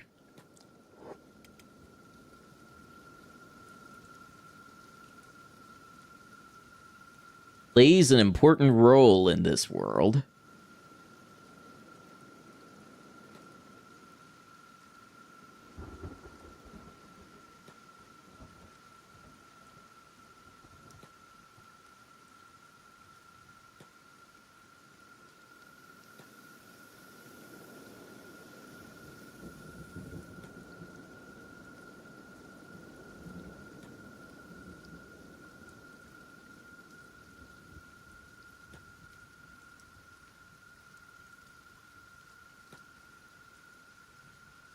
Yeah, no worries, Micah.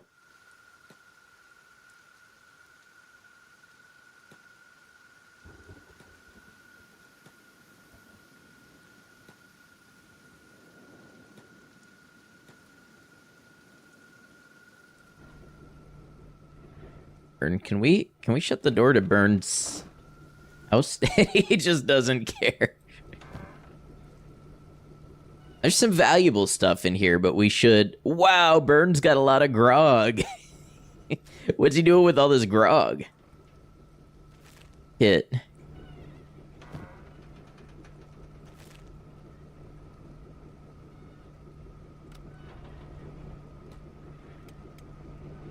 Often wondered about the origins of that tower. Was it part of something long ago that has meaning? I'm sure everything in Kenshi was part of something long ago that has meaning. Oh, to him, yeah, maybe.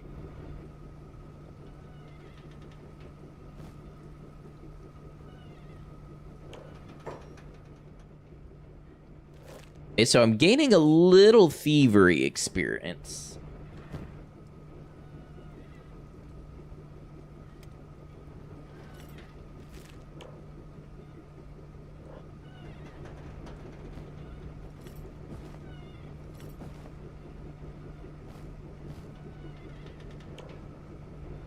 Thievery too. Okay, we might, this might be a little cheesy, but honestly, if I can get my thievery up in a safe way, I'm gonna take it.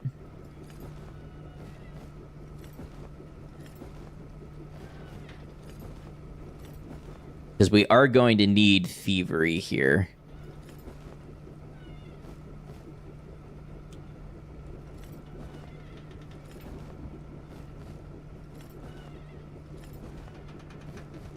By just stealing these things over and over again while Burn stands outside, we are stealing things while in the vicinity of somebody who owns them. And the game doesn't really check if you have just taken them out of your inventory and thrown them on the floor. Thievery 10. That'll be a start. I don't want to grind this to like 99, but just a couple levels to help us out. Need something to spend all these channel points on? Yeah, I don't know what that would be.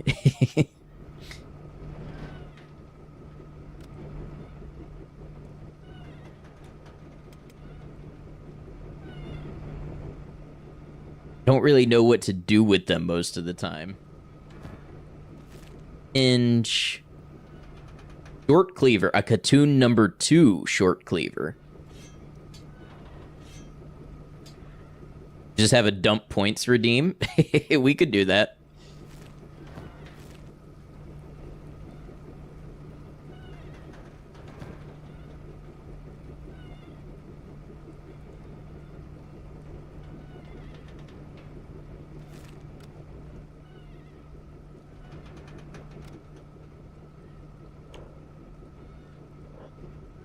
Oh, we have a little bit of stuff.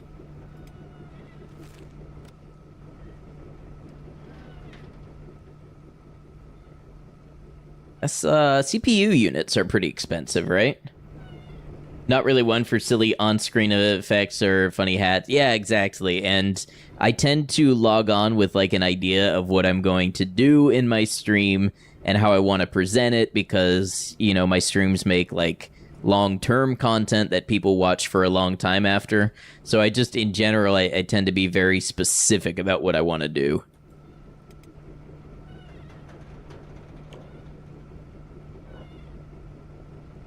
Had to step back and make some food. Is this Burns Tower? It is.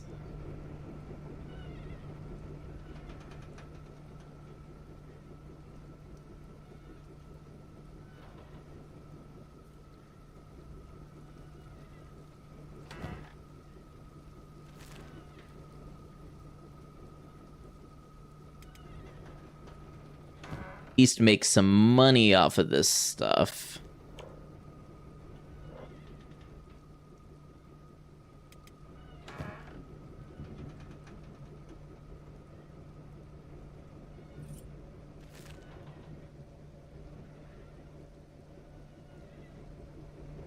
Wonder if there's a Kenshi GeoGuessr.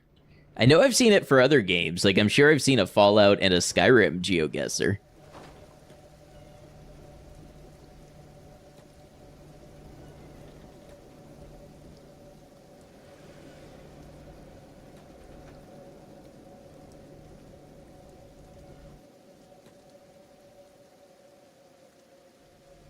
Forgot to actually leave. Happens to the best of us.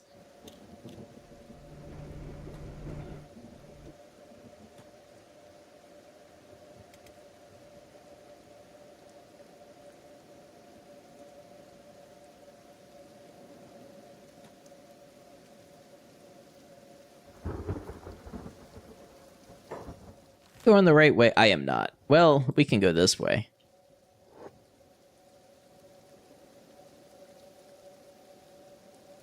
Spider. That one's all broken down, but... Ever notice that these iron resources look like wasp nests or something? Pretty freaky.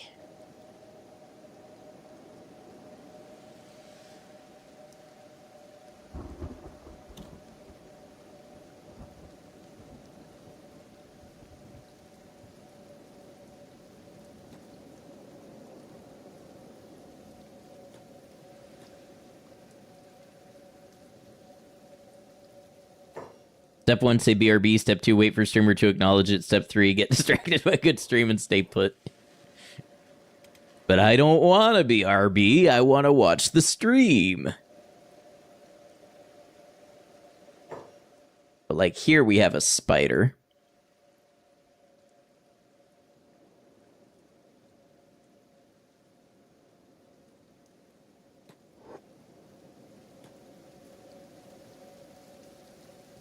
Kenshi 2 metal wasps. I hate wasps so much. I will not be happy if that happens.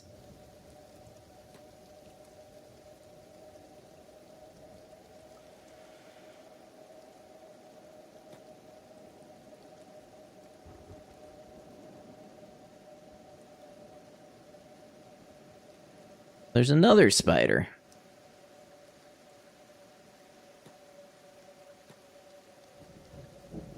I don't want to get too close to it because it could turn around at any point.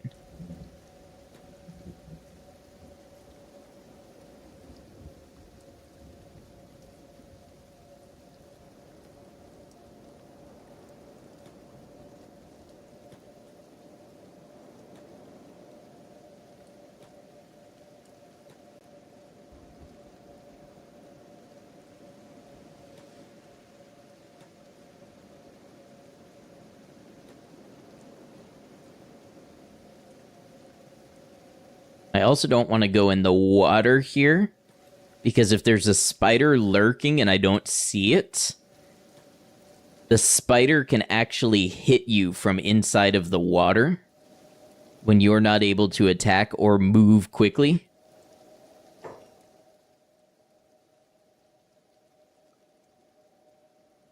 Very scary thing.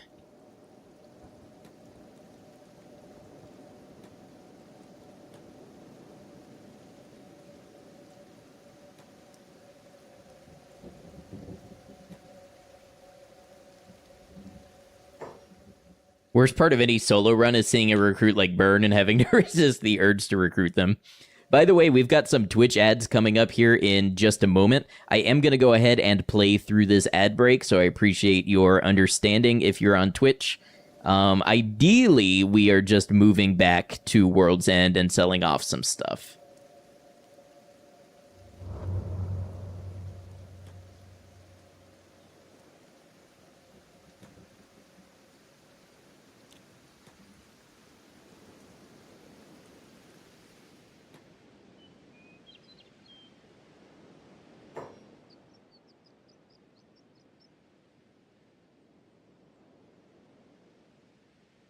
Got a group of cannibals.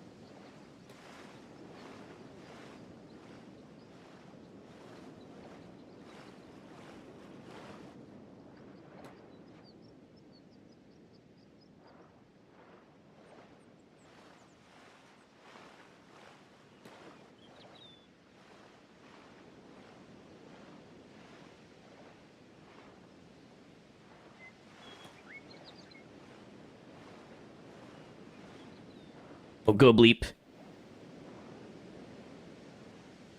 Okay, I don't know why the spider left him alone, but we go. We go.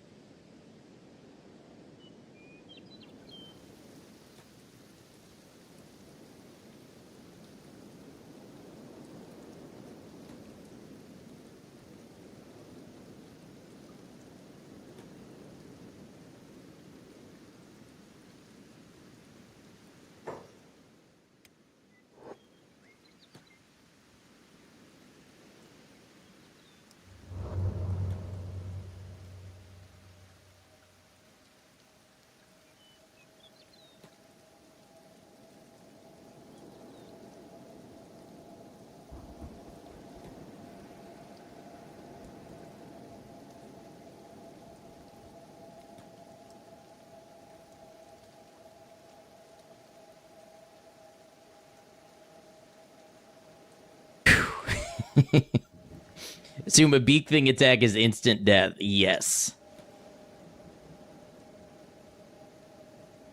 Place is scary. Yeah, it is.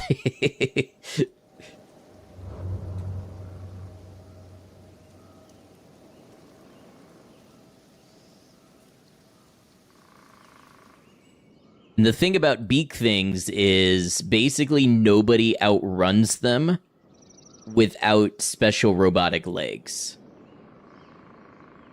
So, like the spiders, if I see them coming, I can outrun them. The cannibals, I might have to drop some stuff, but I can outrun them. But a beak thing, if a beak thing comes barreling at me, the only thing that'll save me is something else to aggro it in between us.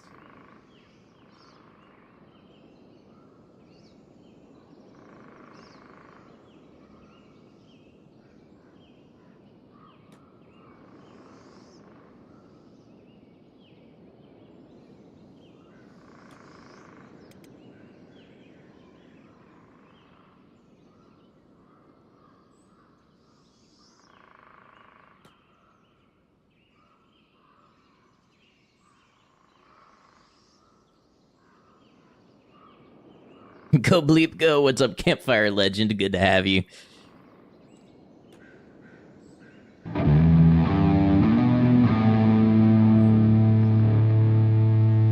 Thanks for that follow as well. All right, let's see if we can direct bleep into World's End.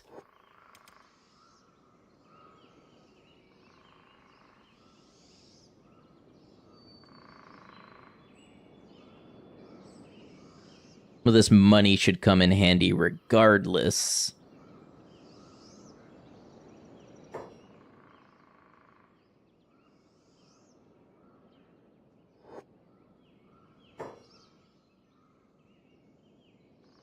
Cannibals? Is it goats? Is it dogs?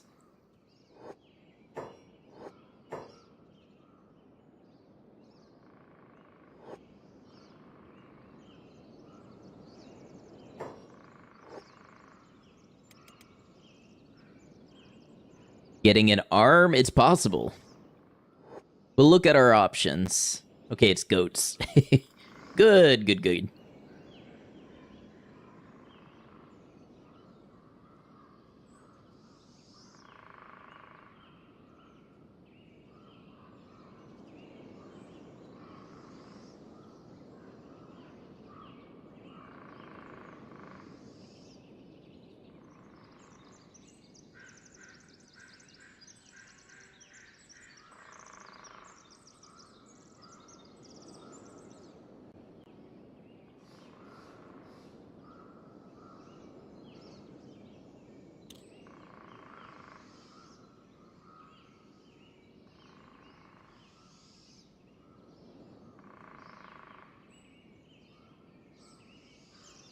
Funny to me that Kenshi has woodpeckers.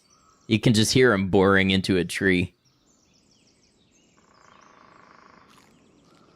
A little bit of food. I'm not sure that I can afford both a bed and an arm, but we'll see. Good idea for a solo weak character to be grabbing a crossbow. Yes. So, like I was talking about earlier, I think we're going to have to use all of our skills.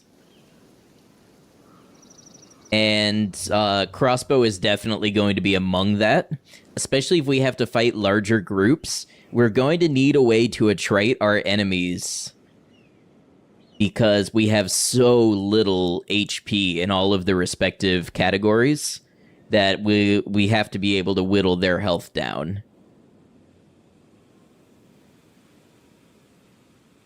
Like, Bleep is a super sneaky ninja. Yeah, so we're going to have to master every domain, but when you can't take a hit, you've got to not be hit. You know, it's the survivability onion.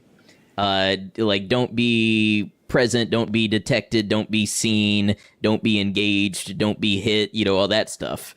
We really have to rely on the first couple of layers right now.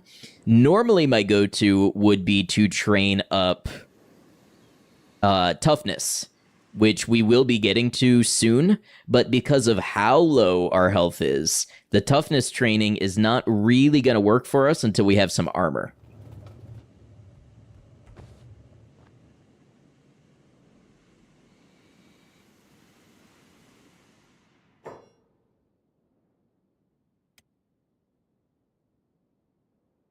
Operate weaker or newer characters with the philosophy can't kill what they can't catch, and we book it to the desert. You know what's funny is we started in the desert. Because this is a rock bottom playthrough.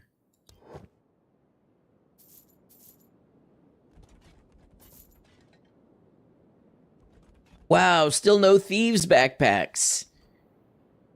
They were here. They were here at first.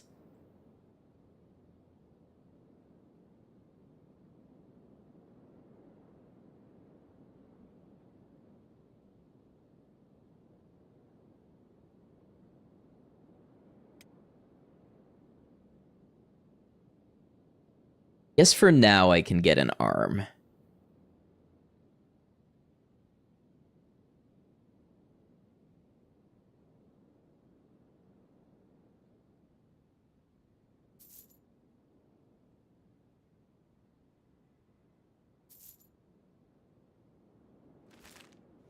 I don't know why I sound so somber about that. Like, look, we got an arm. Bleep has been made whole.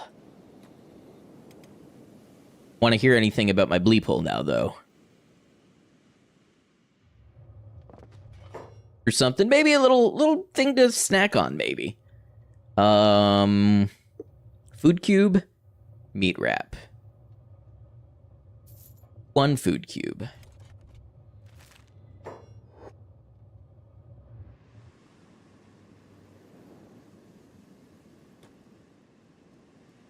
We need to, I want to grab some armor.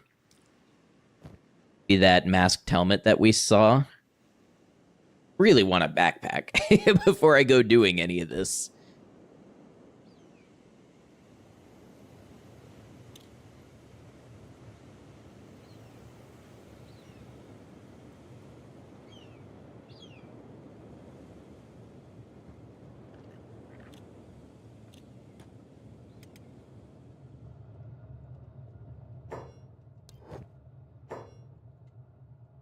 Got a tin can that lowers dodge and melee attack.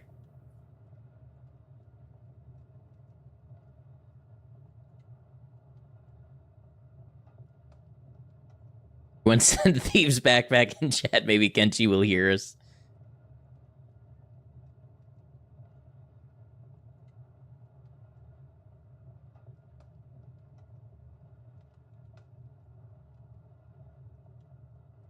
Can could be good for training. An armored hood would be really good all the way around.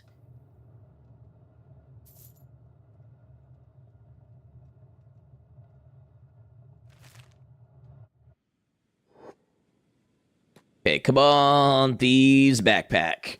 Roll me that Thieves Backpack. Win is a good place for a Thieves Pack. Not a bad idea.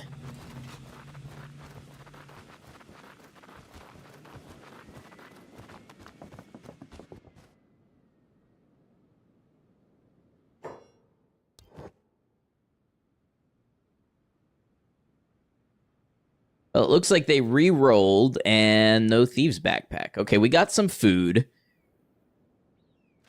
Is our run speed right now? Ooh, it's 14. That's a little rough. You know what? Let's see. Thieves Backpack is great. It's beautiful. It's wonderful. I love a Thieves Backpack.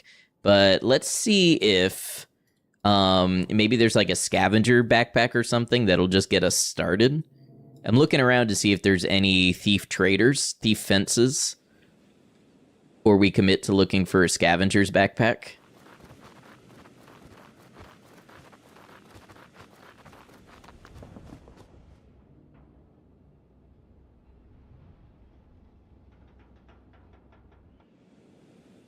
Traders is a good substitute. We can look at a traders as well.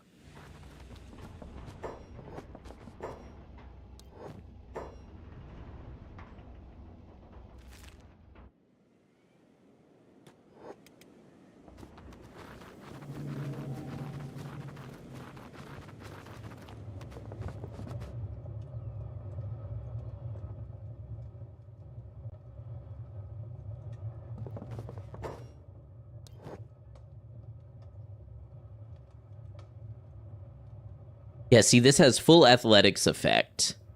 It does have lower stealth effect. That'll be okay for what we're using it for. For that on there, get a couple pieces of meat.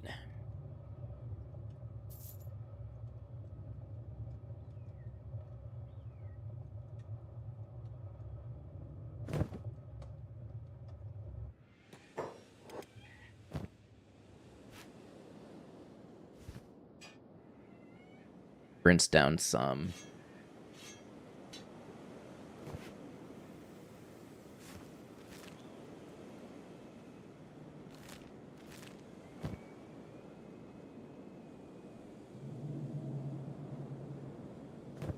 Got 3,000 left. Armor trader.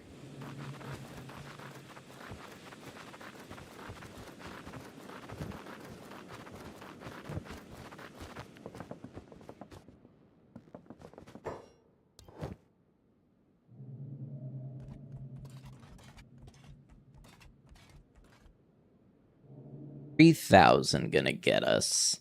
Remember, as a hiver, we are most likely to be hit in the stomach. I mean, the chest.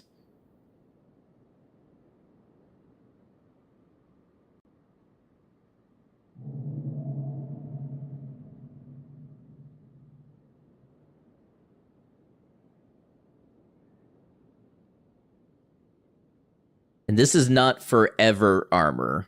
This is right now make training easier armor.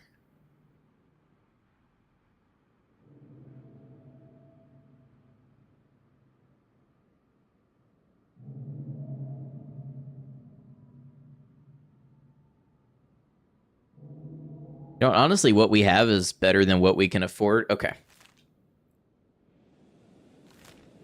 All right, now we head to everybody's favorite training location.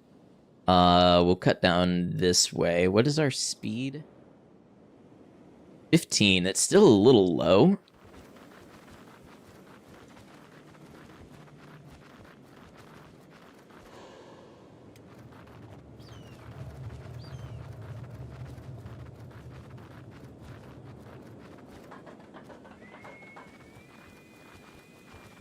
Help not die armor, exactly. There's plenty of places we can get good armor.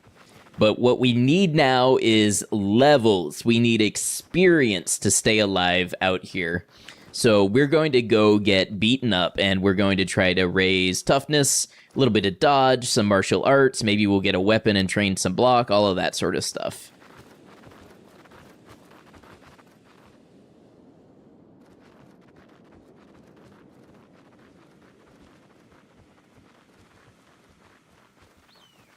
We're 16. That's a little better. I don't remember what the Holy Nation runs at. Oh, are we going to be running back and forth forever?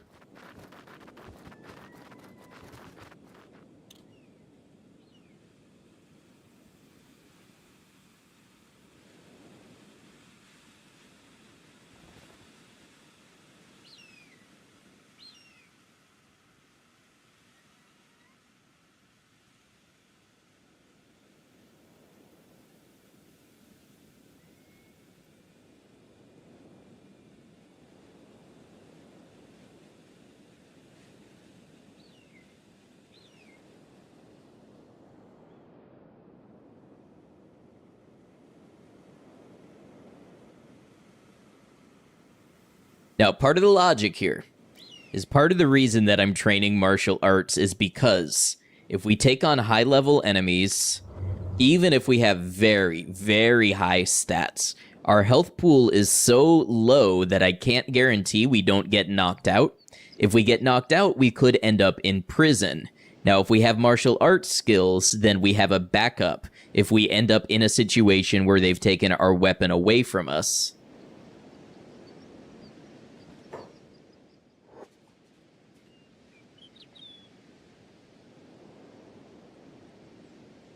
Love how the game looks on my stream, by the way. Very pretty. Oh, I'm glad. I haven't done too much to it. I did the particle overhaul. Other than that, it's just running on 1440p with whatever automatic settings. They are faster than me. If I were to drop something...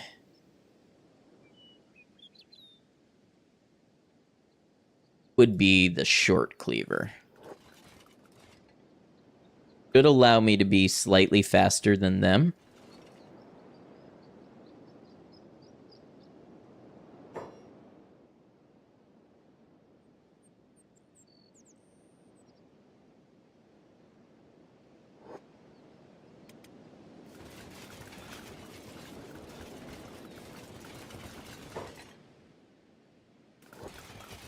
Not the Inquisitor.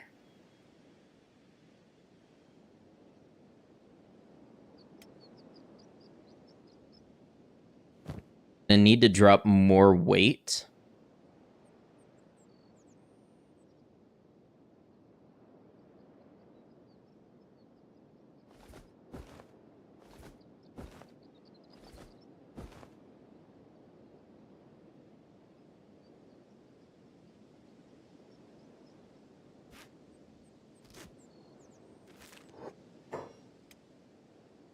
I'm 23 miles per hour.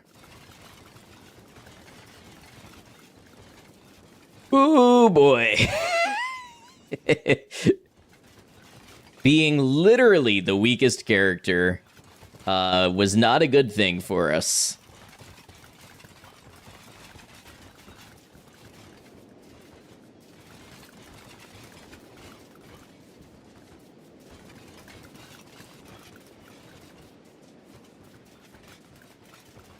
But we can find more weapons. We can find more armor.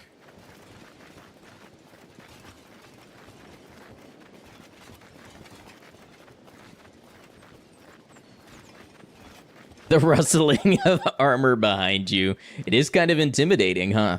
I didn't realize paladins or inquisitors had it like that.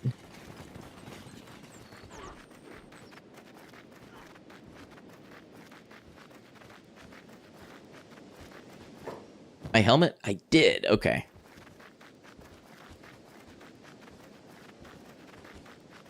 "21 miles an hour while in heavy armor is no joke."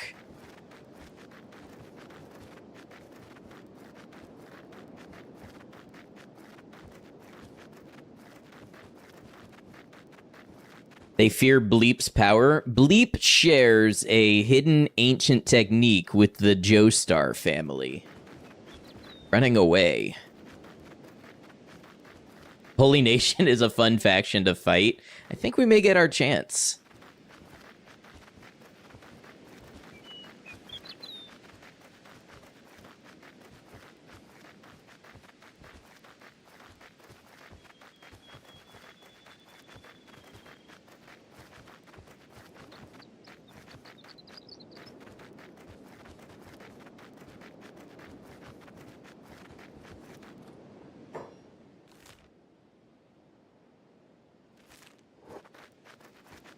Try to set up a shop counter in vanilla Kenshi. Everyone's broke as fuck. Yes, so 3 problems with vanilla Kenshi shopping. They don't have inventory space. They have a limited list of things that they will buy. They have limited money and it never regenerates. You want to run a shop counter, most people recommend something like, what is it called? Shop something or other expanded on the workshop.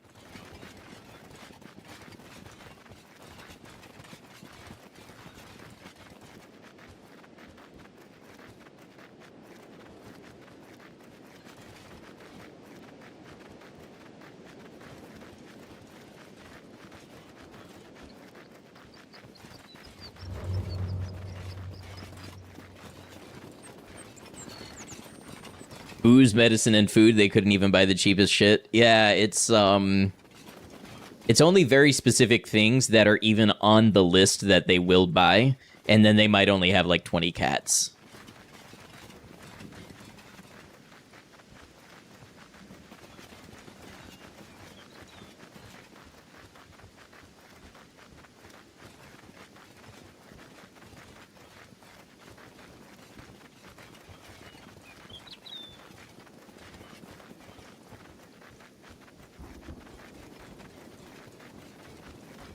Well, so far today, we've done a lot of running. A lot of running. Oh, don't do that, Bleep. That's how you get sent to rebirth, if you even survive.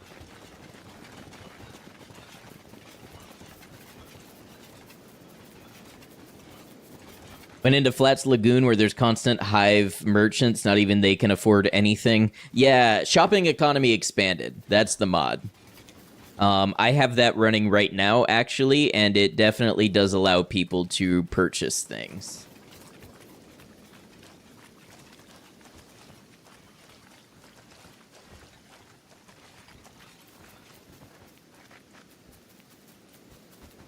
Hey, thank you for lurking.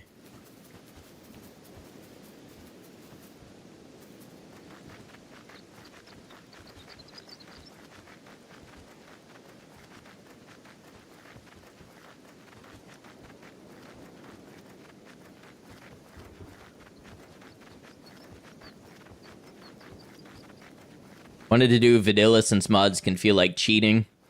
Yeah, the shop counters legitimately don't work in vanilla.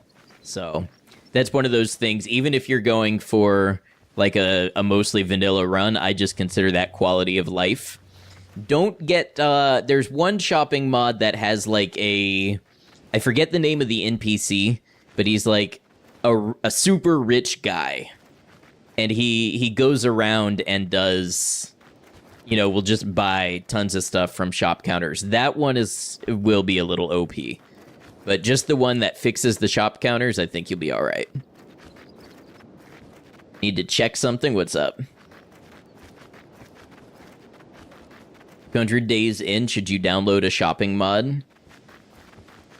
So I've never really tried adding too many mods mid playthrough, but I think if you make a save before, I would guess it would be pretty safe and you'd be able to import if not, but I don't know, no guarantees.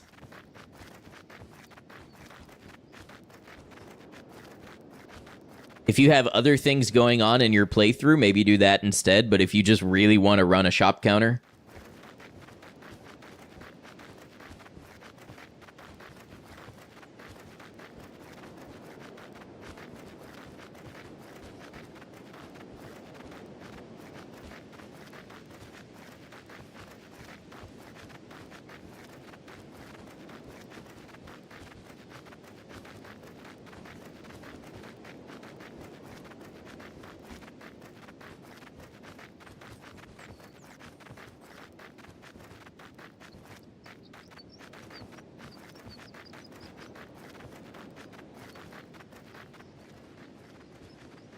trying to start a trading empire.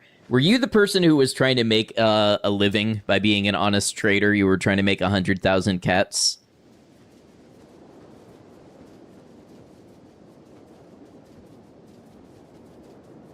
Yeah, did you see the ambiguous amphibian video that came out today?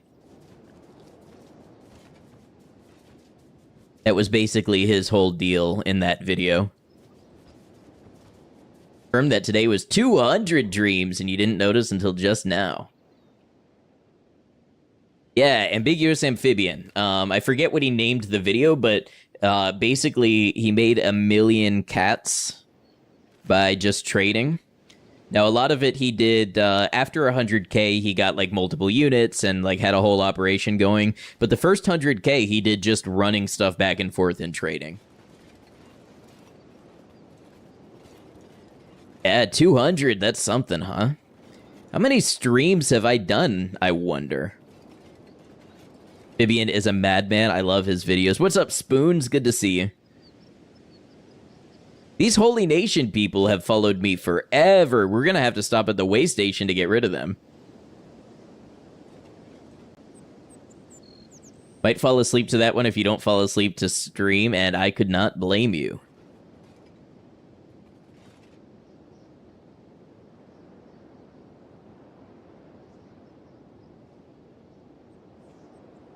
Spending an entire stream running from things. How this brings me back to my very first days in Kenshi.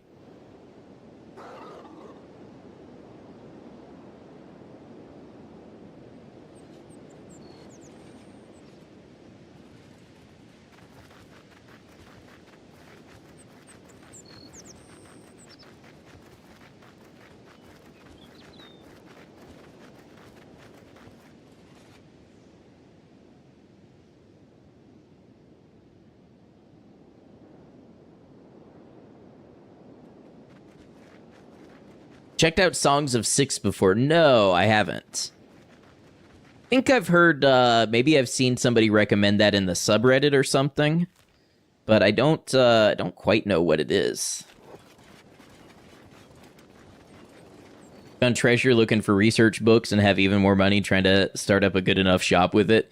Yeah, it's really fun to play around with the systems in Kenshi.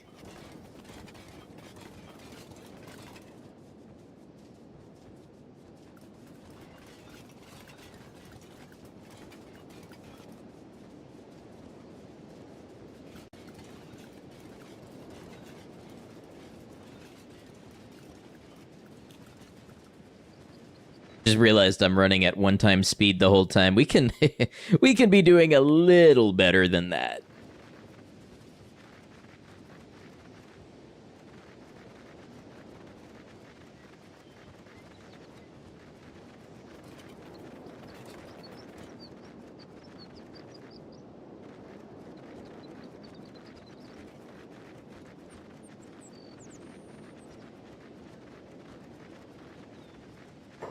Own tower.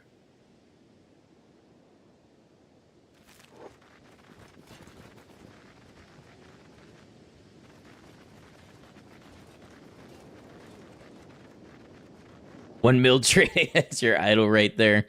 He does a lot of research and he finds a lot of ways to really take games to the maximum extent. Very inspiring.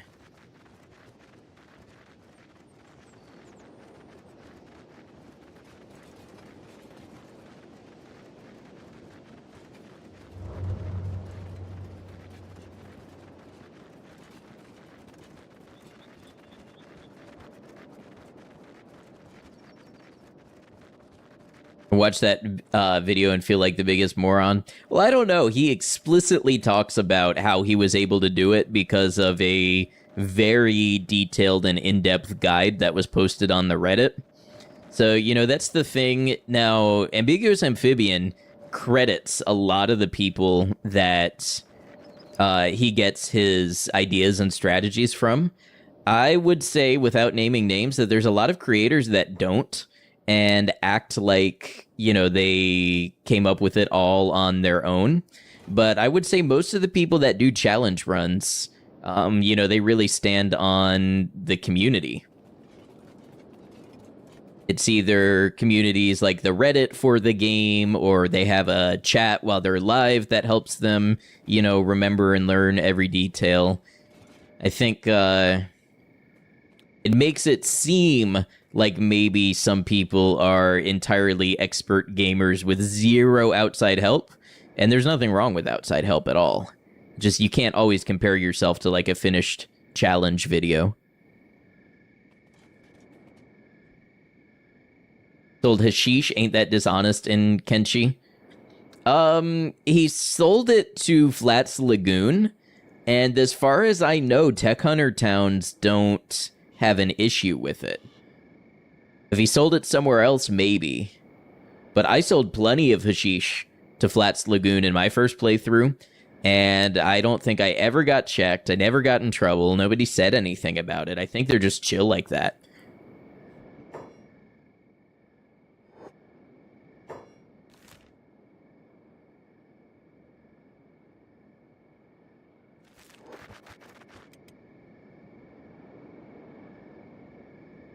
Siding with the United Cities, so maybe you could do sake. Well, come to think of it, I think that said what you said you were working on before anyway.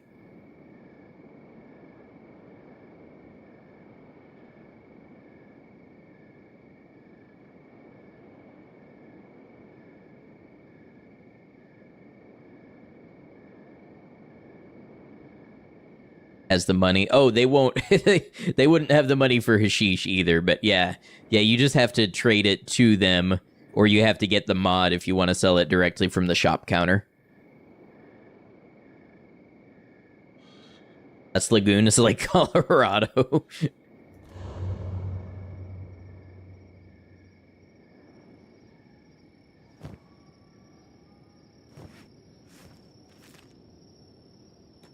Now look at that. We got 51 stealth.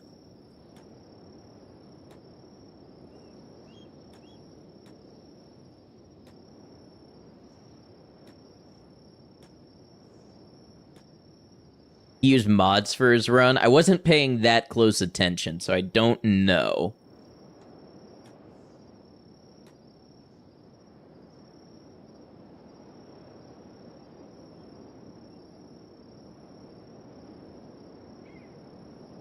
Alright, so we're looking for a big old group of hungry bandits.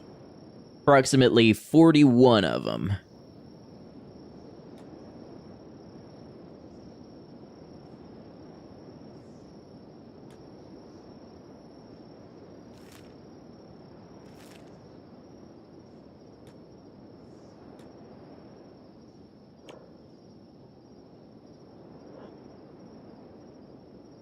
Getting that stealth up, which is amazing. That's going to be really the next part of our plan after Toughness, is going to involve quite a lot of stealthing.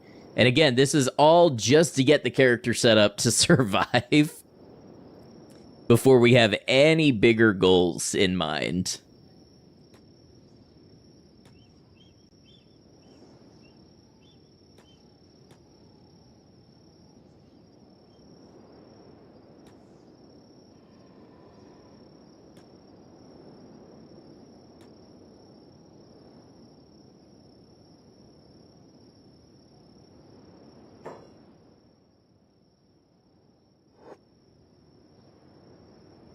Wanted to do the trader run because you wanted to take it slow and learn the game. I would say in Kenshi, the game you learn is the game you play. So if you build a base, you learn the base building game. If you're a treasure hunter, you learn the treasure hunting game, you know? So I think doing the merchant and all that is going to teach you a couple things about factions and about selling and markups and all that, but there's a lot about the game that it won't teach you. Why is there nothing but bulls out here?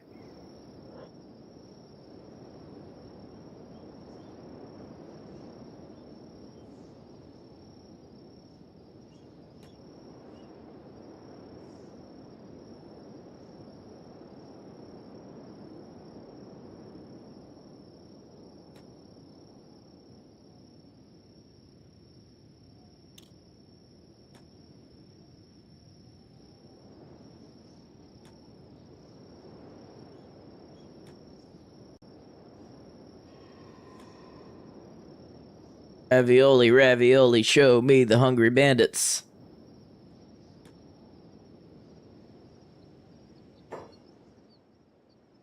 Small group.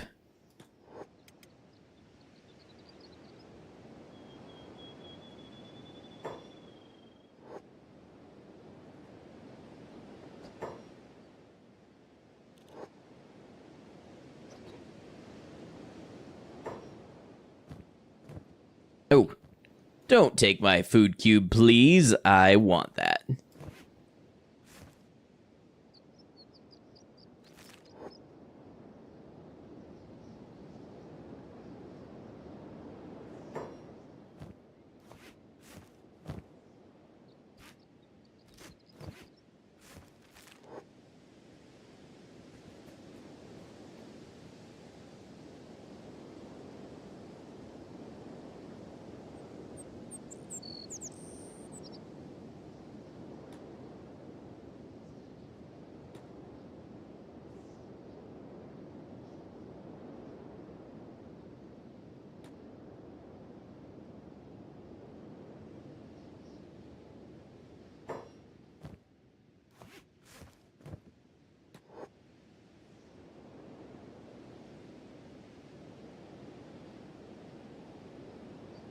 You know what? It's probably good to take the arm off for now so I can kind of save the condition.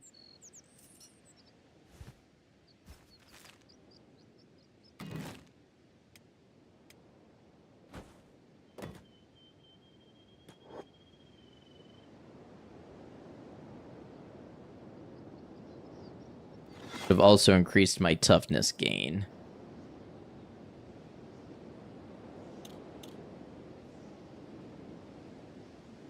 Now we play the long game.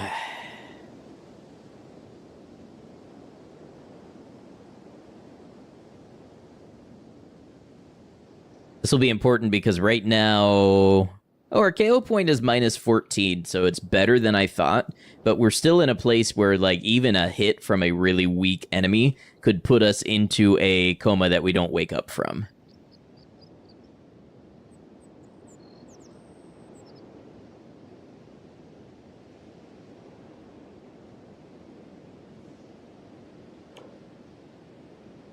That rocketed our assassination to 6, though. Just those 2 attempts.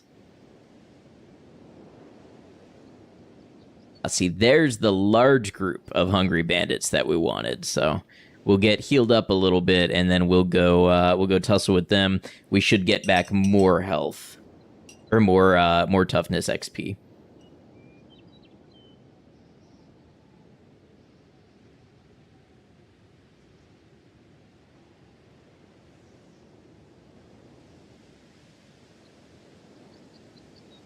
Not the most exciting part, and honestly, I'm trying to get away a little bit from just grinding stats in the most efficient way.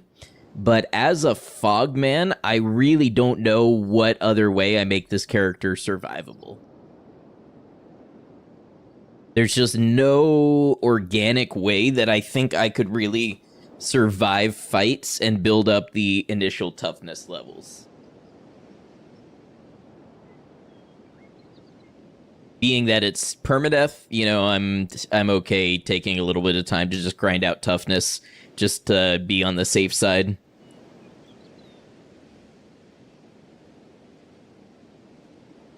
Sell some stealth KO'd to slavery for money.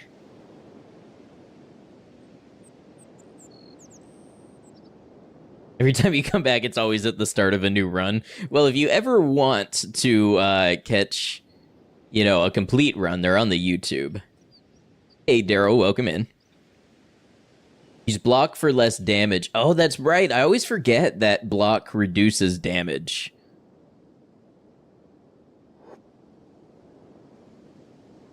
Hey, Space Monkey, thank you for pulling up the YouTube link.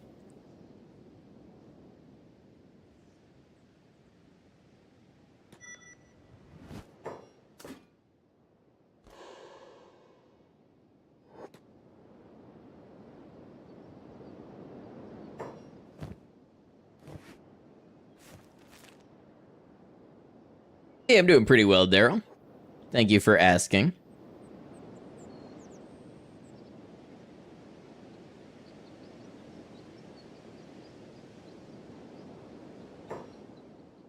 What was the shopping mod called? Shopping Economy Expanded.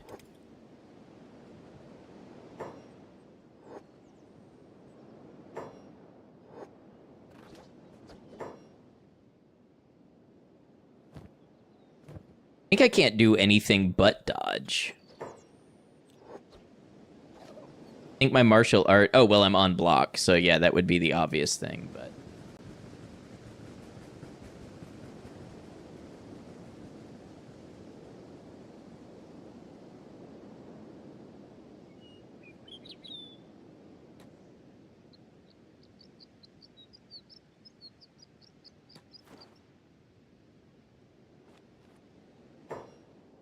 See, from 7 toughness to 21.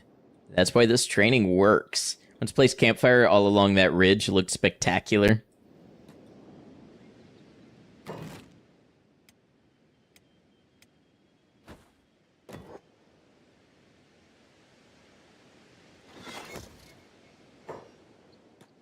Enhanced shopping economy.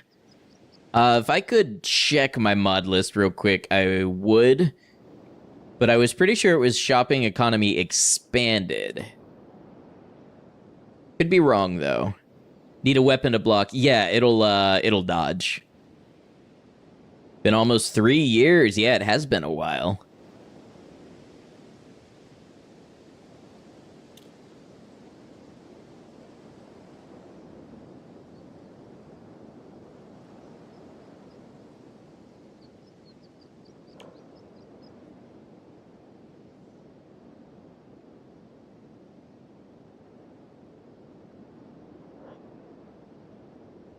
Yeah, so we won't get the defense bonus right now. This is my KO point, by the way. Minus 25. Okay, it's moving up.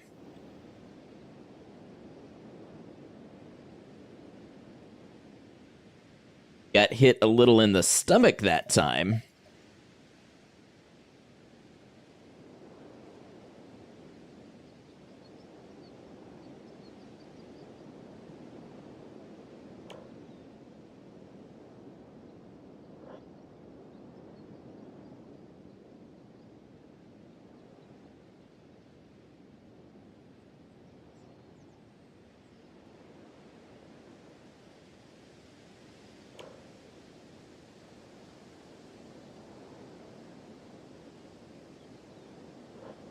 Got a little encumbrance, so the dodge won't go up as fast, but nothing's perfect in this life.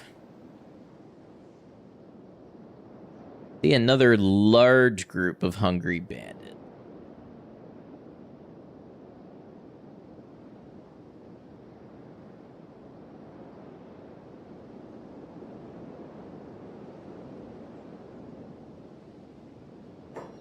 Game is so funny to play, especially when you try the level up exploits to turn your avatar into a monster. Yeah, it's there's a lot you can do with it for sure.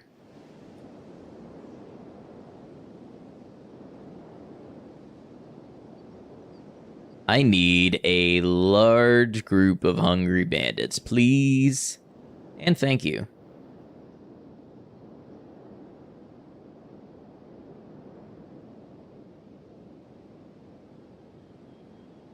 They're being shy today. Not seeing too many of them.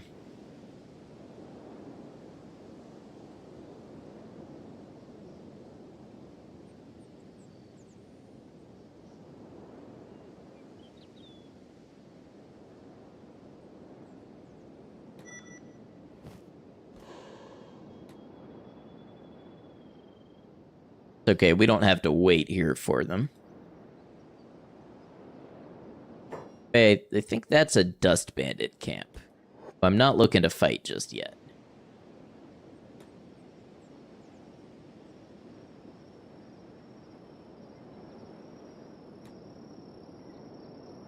I think once we get the dodge up and I'm pretty consistently dodging attacks, then I'll throw the arm back on and we can start trying to train martial arts a little bit.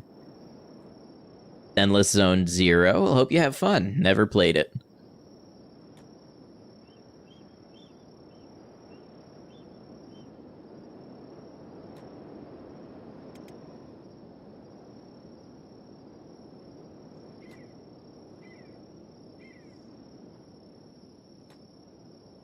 I wonder if the Dust Bandits spawn over here has affected the roaming groups of hungry bandits.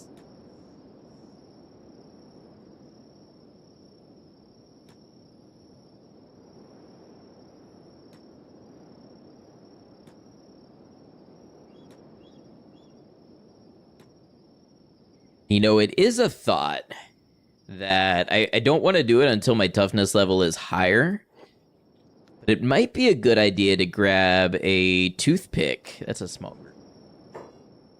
Might be a good idea to grab a toothpick off of one of them for archery training.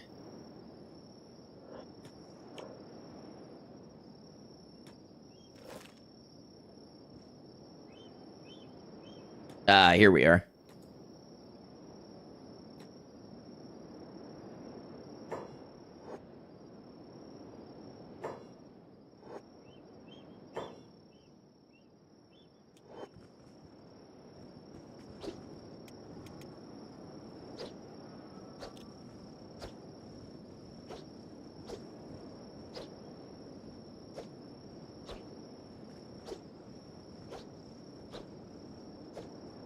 The thing with this is I think we're not getting a ton of dodge XP because our dodge is with the dodge mode on, I think it's higher than their attack by a lot, so we're not getting the stronger opponent logic kicking into quite the same degree.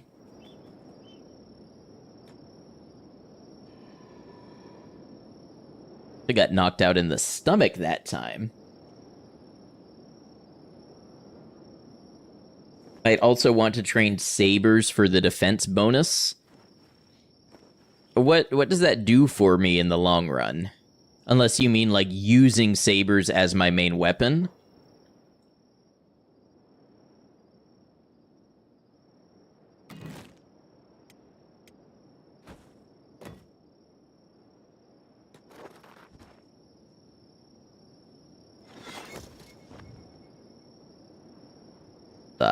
Stomach is the next thing that's really good. Oh.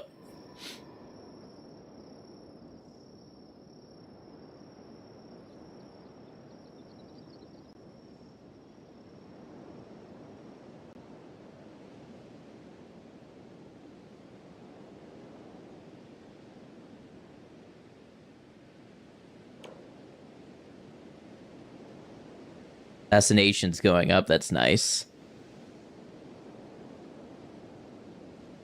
It has +8 defense, right? Are you meaning I should use that as my weapon because it has the defense bonus? I guess it's jite. Overall, I mean, the +8 defense is nice. Certain things.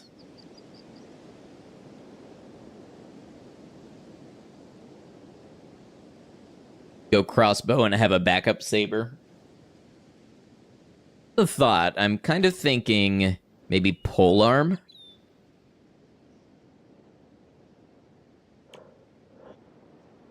Only so many.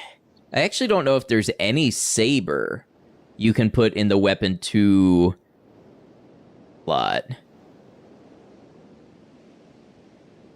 Hey, what's up, Ronan? What's wrong with his arms? Well, one arm is missing because we did the rock bottom start.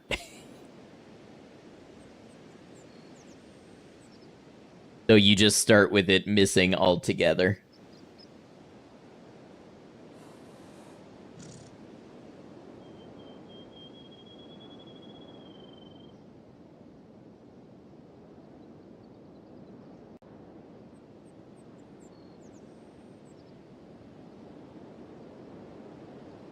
Oh, the longsword is saber class. Okay.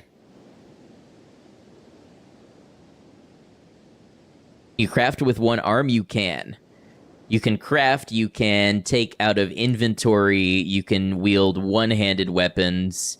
You can't use two-handed weapons, you can't pick up people. I'm trying to think if there's anything else that you can't do. At least I think you can craft with one hand.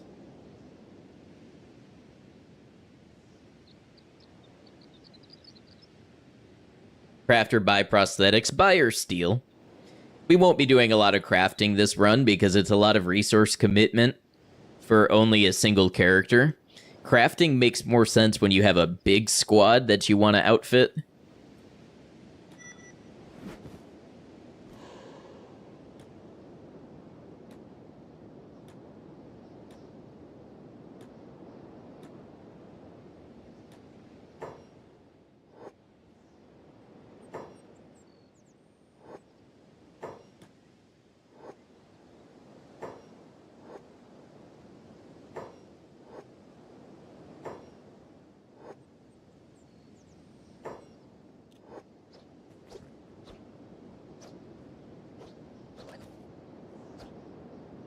No, you cannot throw weapons in this game.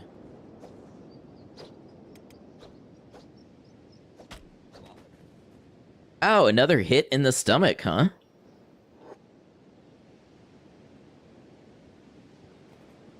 Bash those nerds. Well, I'm the one being bashed right now. Because we are toughness training. It will be good when I can turn block off. Why did I attack them? Because I want to be beaten up by them. Because they are the lowest level enemy possible. And they carry the worst weapons, which means they're the least likely to cause death or dismemberment. And by being knocked unconscious and then standing back up while there's enemies in the vicinity, I gain toughness, which increases my, or decreases, increases my knockout point, my damage resistance, my wound resistance, all that sort of stuff.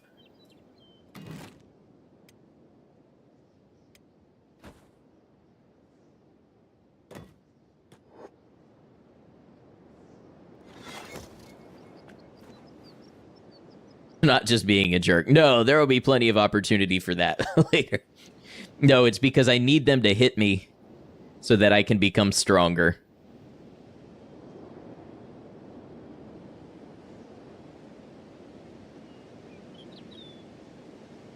Also, by being hungry, they do less damage. That's true. Guess the stomach is the favorite to hit. Just bad luck. It's actually the chest for Fogmen, but we just don't seem to be getting hit in the chest. Yeah, as I was saying, if I can take off block, I'll actually level dodge faster because my dodge will be lower, so I'll get more XP for every time I'm hit for it.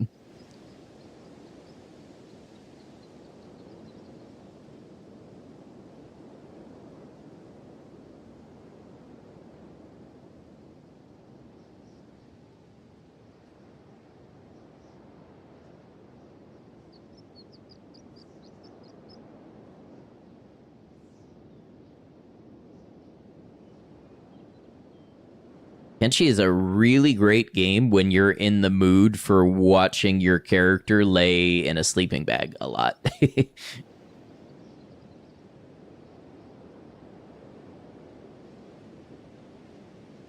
Especially with this character, we have so little health, we've basically got to do this after every encounter, which doesn't bode, like, super well. But as I said earlier, we're going to address those shortcomings through essentially equipment.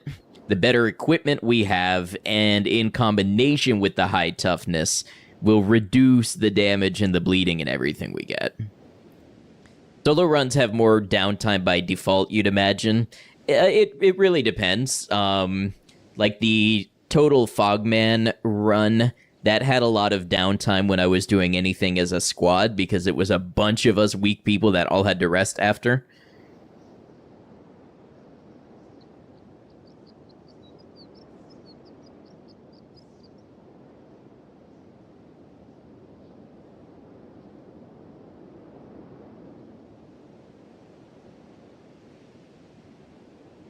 I think our stomach is at a point where I can go look for another group.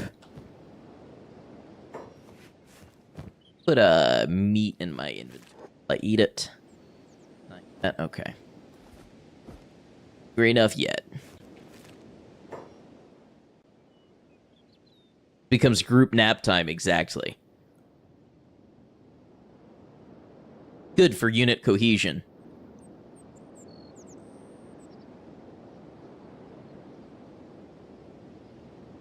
Unit Coheed and Cambria. Is that anything?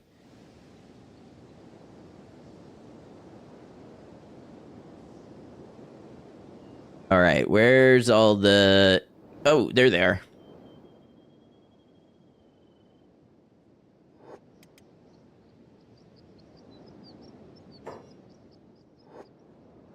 Why? Why?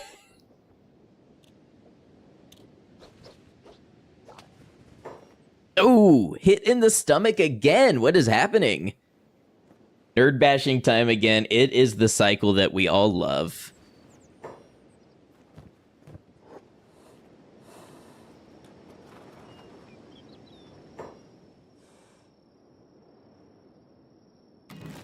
And then we get to lay in a camp bed for a while longer. It's about 5 minutes of sleeping for every 5 seconds of being beaten up. And, well, you just keep waking up and keep doing it, and then one day you are the strongest person out here. Sorry, Unit Coheed and Cambria sent you. Good. Okay, somebody out there has appreciated what I created.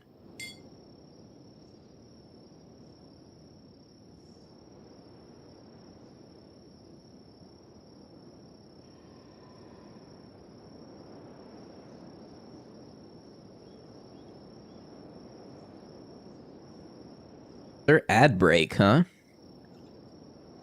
Man, where does the time go? It's been 3 hours today? Well, to be fair, I spent the first half hour dying, so... it has felt a little shorter than usual. Hey, while I'm here, just a quick reminder, if we have any new friends, especially on the YouTube side, I am pushing for YouTube Partner. I need 1,000 subscribers to get there. I was over 950 when I logged on for stream today, so we're almost there. Almost to the point where I can start being monetized for the videos and stuff that I make. I stream Kenshi every Saturday and Sunday. I also do Kenshi videos. I do Fallout videos. I've got some Project Zomboid stuff on the way. So lots of stuff that you might like if you're into Kenshi, and that's my little self-promotion.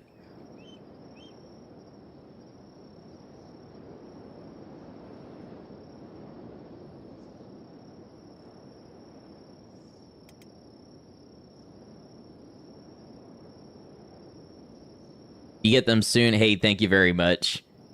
Can I hit that YouTube sub real quick? If you do exclamation YT, it'll take you there. Thank you all very much. It does mean everything. All of the support does really, it really helps. It's something that You know, obviously, money for streamers and stuff is the elephant in the room sometimes. But with the amount of hours, like 40, 50, 60 hours I put into editing some videos, if it can be something that I can do what I really enjoy and I can help start to support myself a little bit from it, that makes a huge difference in the amount of focus I'm able to direct. Which Hiver is my favorite? Probably the Prince. Oh yeah, it's not a bad roll, Daryl. Couple of 10s in there. All right.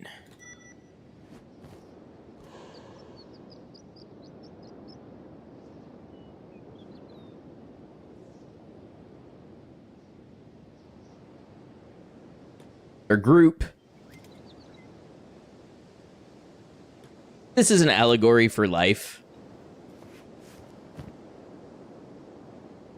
I think our friends Chumbawamba would have something to say about this situation. Like the princes in general. Yeah, the prince is really cool.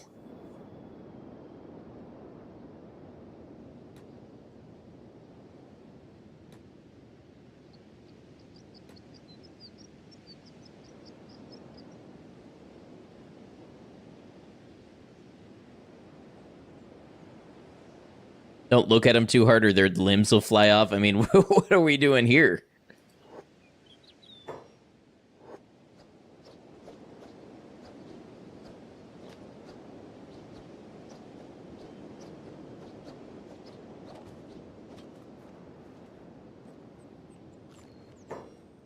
Oh, you know what? He took all of my food.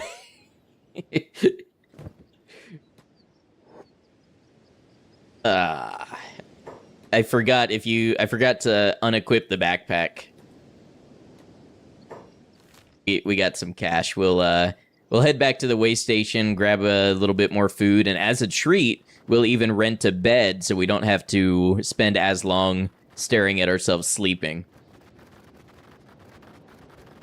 Worst of crimes. You know what? Honestly, I should be paying them. Like, I think the ethical thing to do here is to load up your backpack and keep 1 or 2 food items in your inventory. And if you're going to use the Hungry Bandits to train, you should let them take a couple pieces of meat every time, you know? It's like they're not allowed to say it, but they work entirely for tips. So it's just kind of, you know, you got to keep the whole thing going if you're going to take advantage of the system.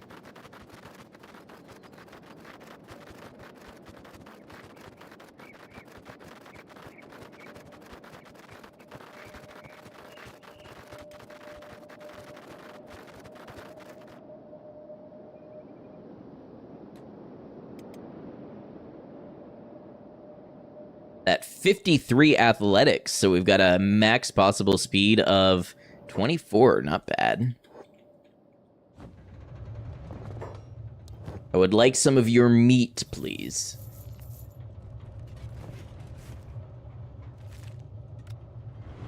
Ed. 200? I was prepared to spend 50.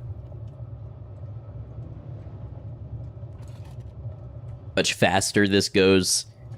Now, honestly, I try not to abuse this, but I can speed it up even more with Kenshi. It's okay to do when we're here in a bed because I'm not expecting to be attacked, but out in out in the world, I wouldn't want to be at 10 times speed while laying in a bed. But she said, yes, I will take my meat to the bed. I don't know what's unclear about that.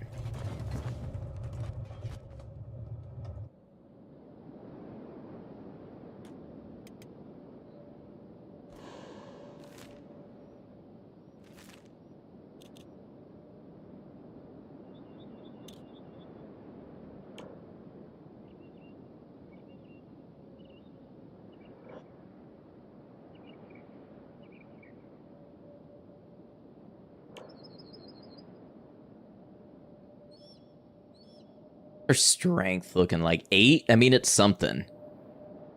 Gonna have to get some strength training in. Now, that is one thing that becomes a nerf the longer you play.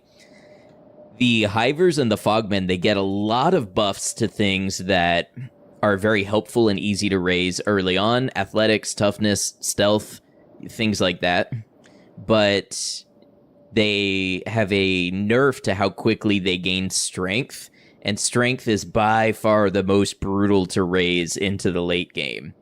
There's ways to train toughness and stealth and all the other things pretty quickly, but strength is so slow and so tedious to train, and they train at 20% slower.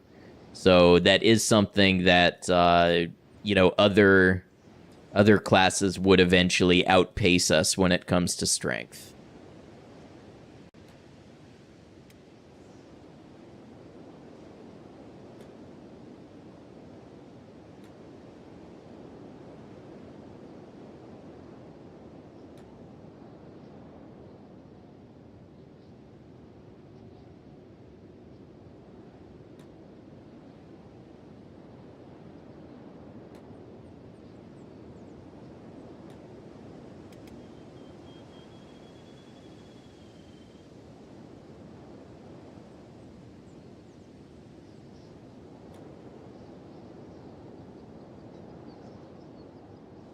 Hungry Bandits over there, but I can't tell if it's the real big group.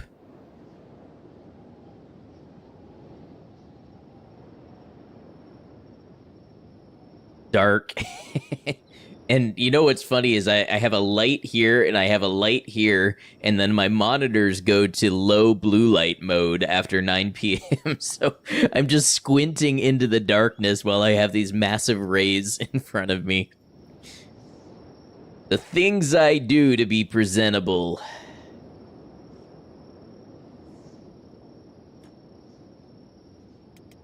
Train strength by giving a job that requires a lot of running and loading their pack. Yes, and you can do that maybe more effectively even by going in sneak, and also if they carry a body. But if it's just like your one main character, you know, it's a little bit different. That's just AFK territory at that point. I'm okay with letting units train if they're at base doing a job and I'm not using them, but if it's just a solo character, I don't like the AFK training.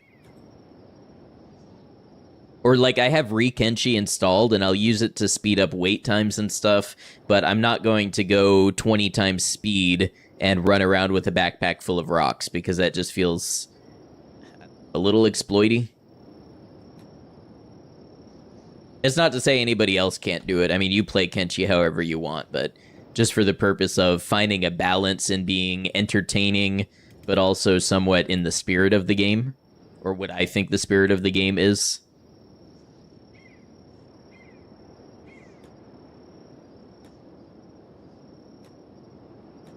Duck right by that bone dog.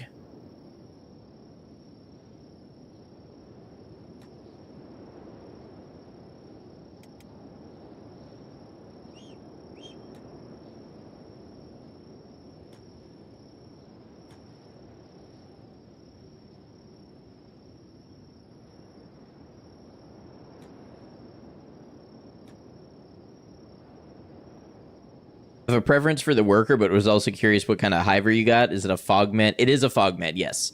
So it is a fogman worker drone, or a dead hive drone, dead hive worker. I forget what the actual like official, semi-scientific name is, but essentially the weakest unit. So basically, we are playing the fog version of Beep. So we are weaker than Beep. And we have other downsides. We don't have acid resistance. We don't have reduced hunger. And we cannot eat raw or foul meat. So it's like an even harder version of just playing solo Beep.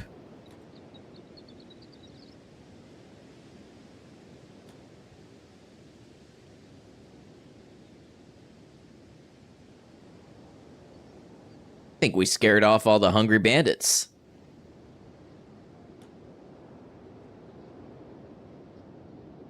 Maybe they got eaten or, like, sent to a stone camp.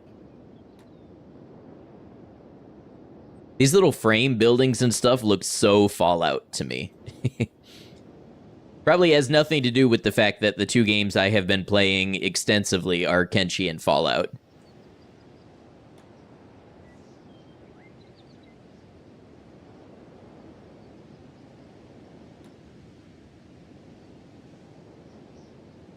Ah, there's a group.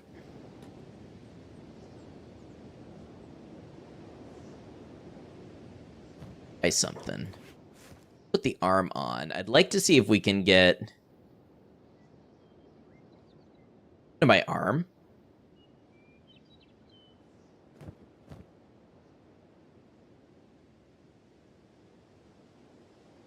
Hey, Logan, welcome in.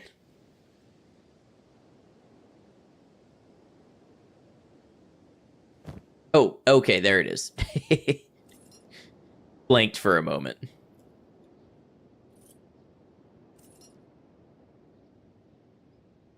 Noticed captions are also not working.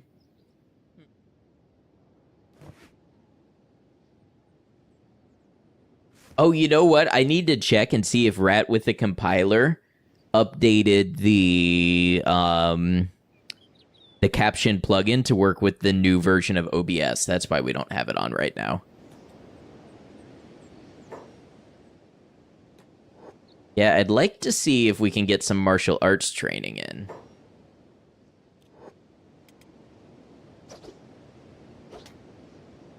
Throw a punch. Hey, what's up, Frankie? How's it going? Welcome in, Raiders. We got a lot of Kenshi fans in here. If you don't know Frankie, you probably know Frankie. But if you don't, Frankie does guides. Frankie does challenge runs most days of the week. Always doing something new over there. Welcome in, Raiders. I am Ad Noctum. I'm a variety streamer on Twitch and YouTube. I also make videos on YouTube, Kenshi, Fallout, indie games, things like that. Today we are playing as the weakest character in Kenshi, the Dead Hive Worker Drone. And we are doing all of the rudimentary stuff that you have to do to just survive the world as a Dead Hive worker. Smell a Hiver hit spread, indeed. Frankie, what was the run today, if you'd like to share?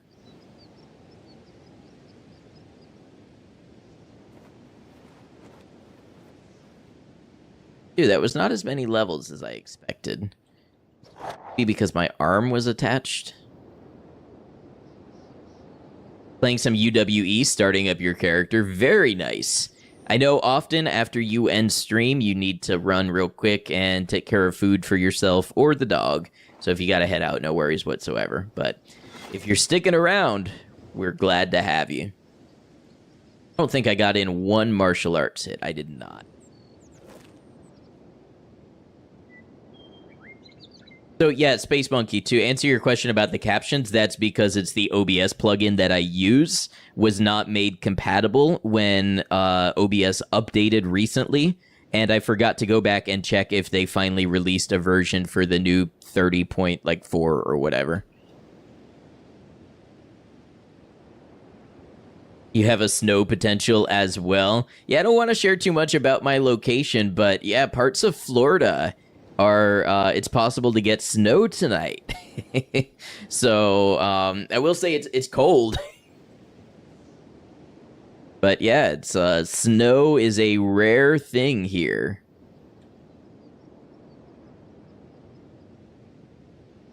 Frankie, I hope you get something good to eat. Thank you for dropping your community off over here.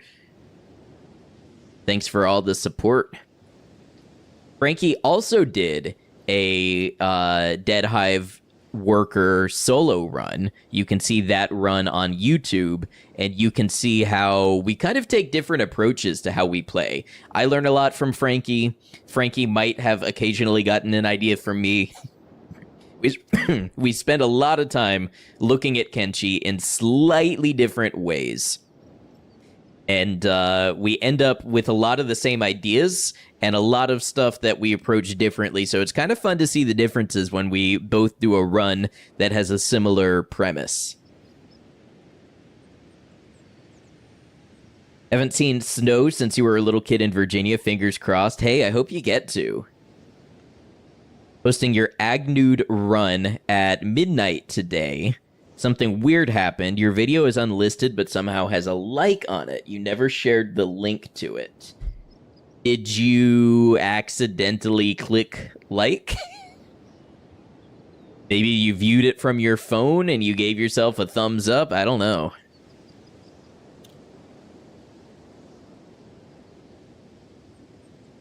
Checked on stream. Interesting. That's your FBI agent. They wanted to show you a little bit of support. Like, hell yeah, this is a good video. Good job, Frankie.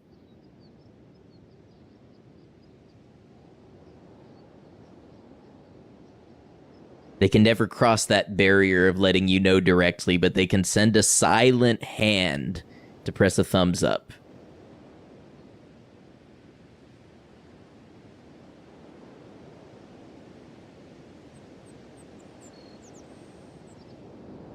And I think at this toughness level, by the time we have about 30, we're okay.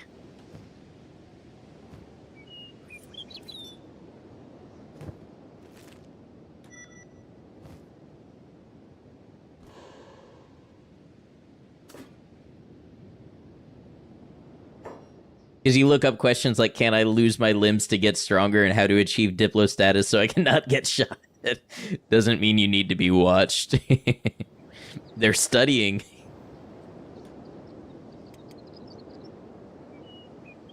They're watching Frankie's loopholes and going, write that down, we can use that. Okay, Frankie, you get yourself some food. Don't let me keep you with whatever this is. I'm just riffing.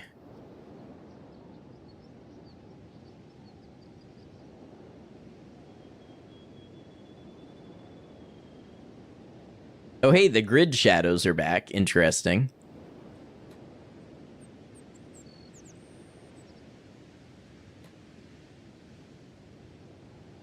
Very much, Frankie.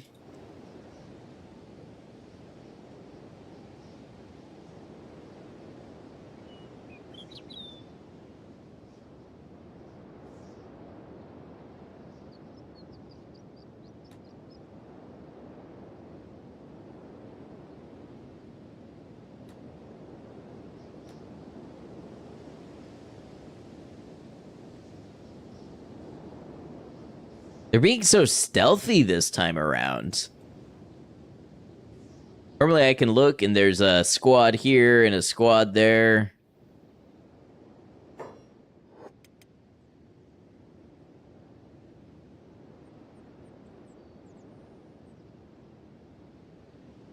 Wonder if the Hungry Bandits take raw meat from your inventory.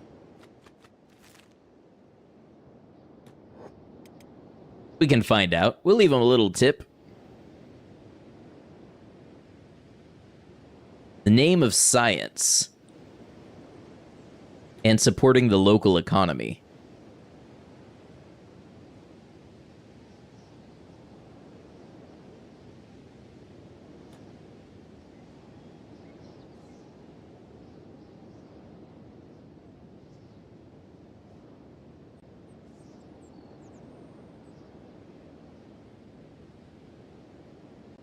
Not down here. We're supporting the local economy for science. Yeah, in that case, just pray that you are the local economy and not the control economy that gets left out.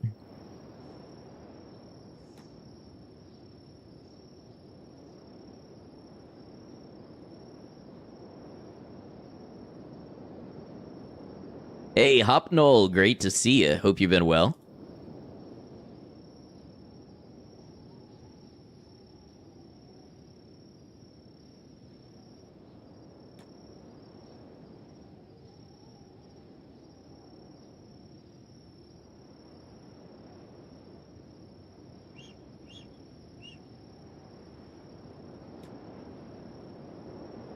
You know, I'm betting the overhaul mods like UWE and Genesis and stuff make this area... I haven't seen them, at least in this area.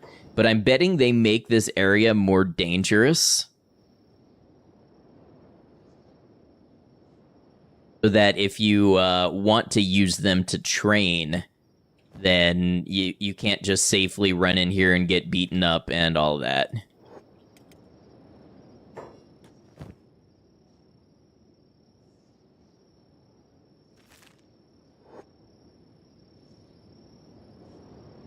Knocked out a couple holy servants, nothing to it.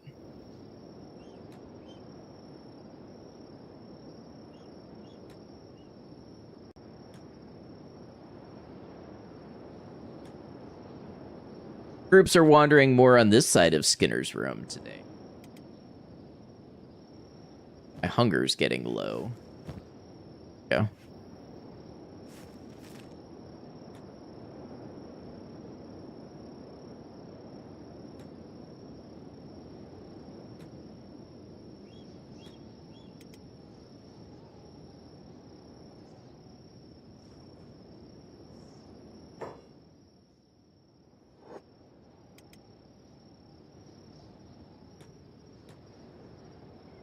Can basically take out this entire group.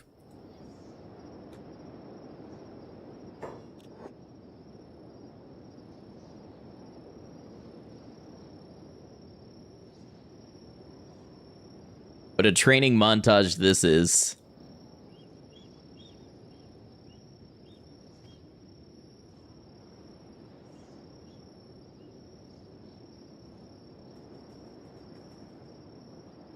Well, at least we know our assassination is on par. It's only 45, but I guess that's plenty for this level of enemy.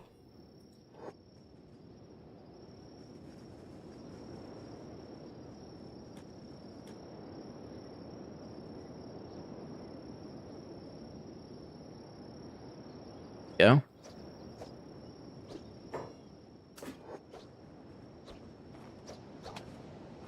Can we throw a punch? Can we get that martial arts level raised?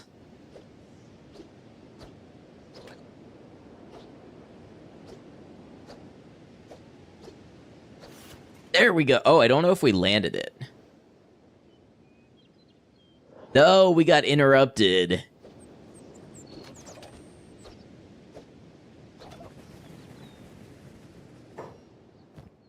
Let's find out if they take the raw meat.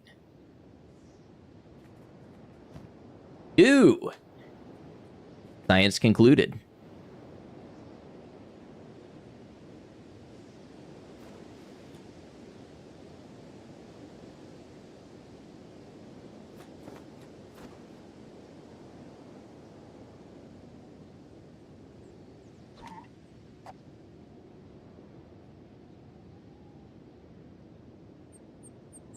KO point now.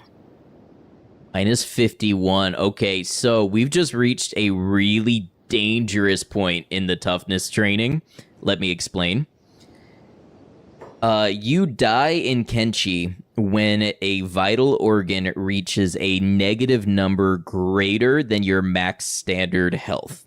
So in the case of a Dead Hive worker drone who has 50, 50, 50, the negative point is minus 51. So technically, even though I have half the health, it ends up being more than you think. Like a Greenlander, Scorchlander could take 201 points of damage. Well, 200 points of damage to a vital organ before they die. I can only take 100. So that's a huge difference. And my KO point, that is the point at which you enter a recovery coma instead of being able to get back up, is now negative 51. So my KO point is now the same as my death point, which means there is no point at which I will enter a recovery coma if I've been downed. So if I'm not paying attention and I get back up from when I'm already kind of in the negatives, I can easily take a hit and die before ever hitting recovery coma or bleeding out. Just instant death. I mean, not instant because it'll take some hits, but yeah. So you can easily die once you get tons of toughness. Yeah, I mean, so the thing is we want to keep raising toughness because toughness also influences wound degeneration and damage resistance. So even though the KO point moving is no longer a benefit to us, those things are.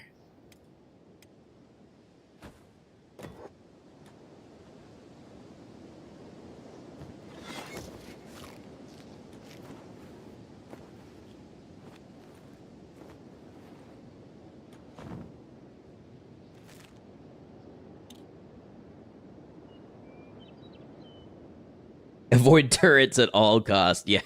And we will definitely be wearing some more protective armor. That looks like it's going to be a day 2 thing at this point. But tomorrow's goal... hey, Mike of all trades, welcome in. Oh, you know what? I normally don't read out the follower. Whatever. Hope you're not offended by that. I just, I can see it, and I usually just don't say the name in case someone doesn't want to be called out. But what I was saying was,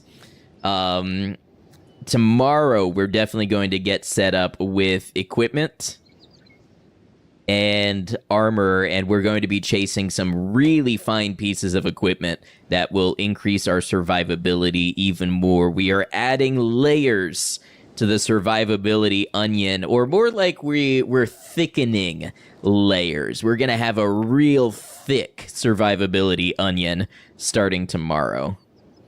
So today we're just going to round out getting some more toughness.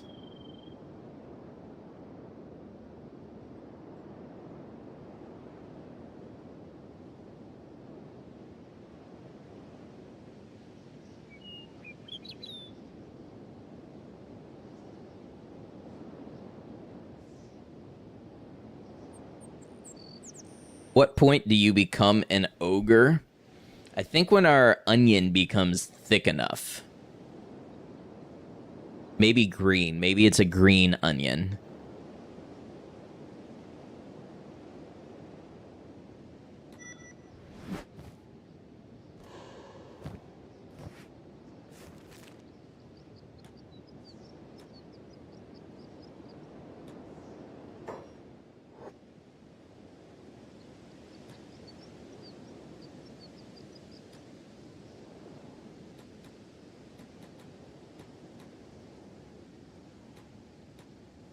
Somebody's gonna stop me. Somebody's gonna do something about it. Who's it gonna be?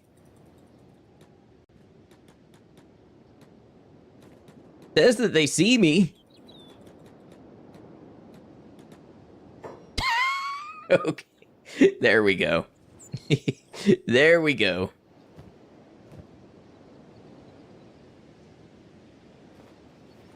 Yeah, this guy again. We're only getting a couple of levels of toughness each time now. Going as quickly as it could. But because the toughness is going up, we're taking less damage, so we're going less into the negatives, so we're getting up faster. So it's kind of keeping up.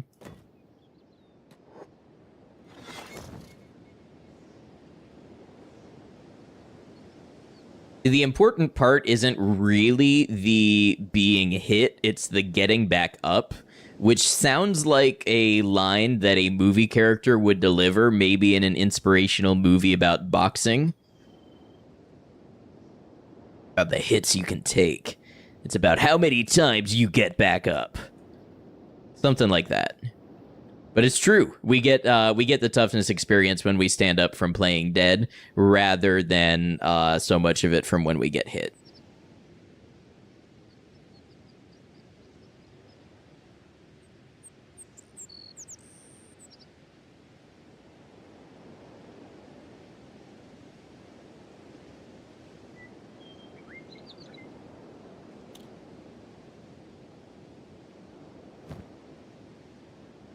Onto our last piece of meat.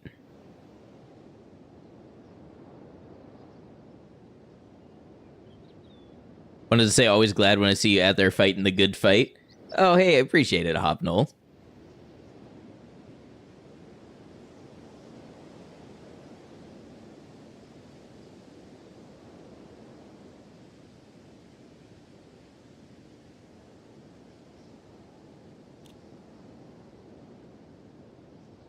Get back up.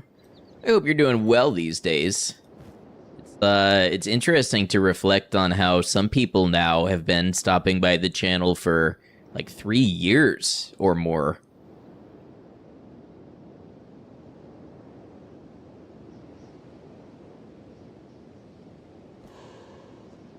Took a while to get your head around the concept that it's good to torture your character.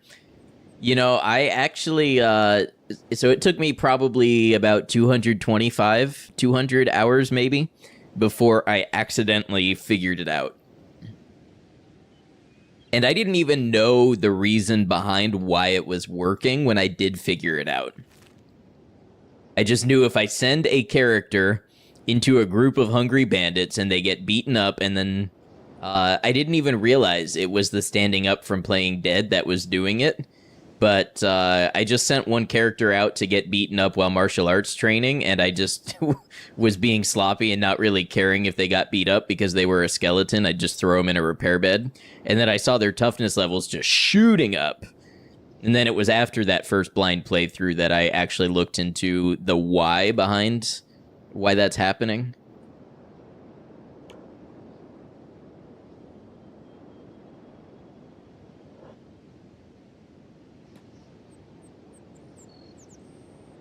Grab my bed. I did.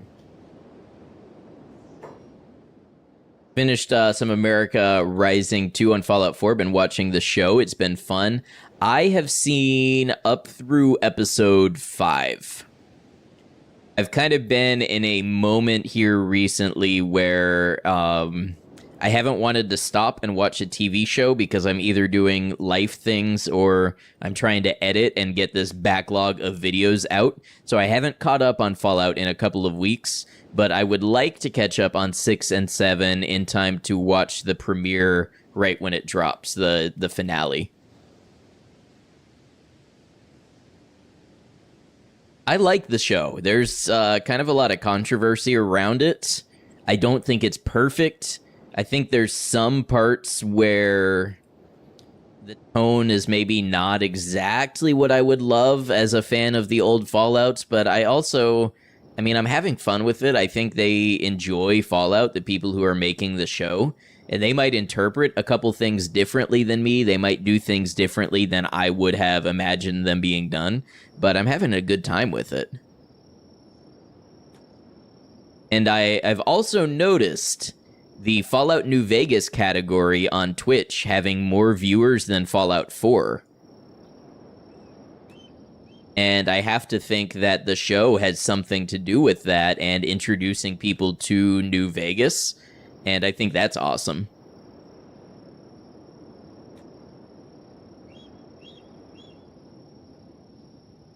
Probably no secret that while I play Fallout 4 the most, I think Fallout 4 is the one that feels the best to actually play. Fallout New Vegas is my favorite. Hey, Lord Mark, good to see you. I just walked right through some bone dogs. Didn't even notice. The benefits of high stealth, by the way, which we will be putting to use tomorrow. So while I'm not signing off right this moment, if you're new here or if you've maybe come from the videos and you haven't caught a stream before, I stream Kenshi on Saturdays and Sundays. I aim to start between 6 and 7 Eastern Time. Most of the time, I'm pretty good at starting somewhere between 6 and 7.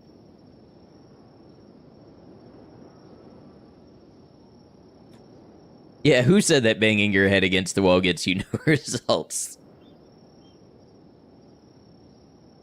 In Kenshi, doing the same thing over and over again and expecting different results is gameplay, not insanity. Wait, there they are.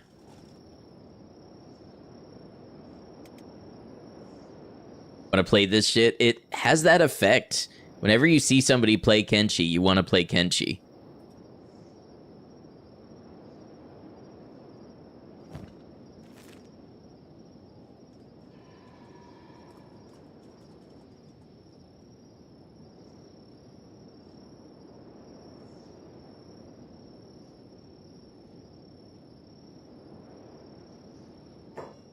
little hard to get into, but worth it, yeah.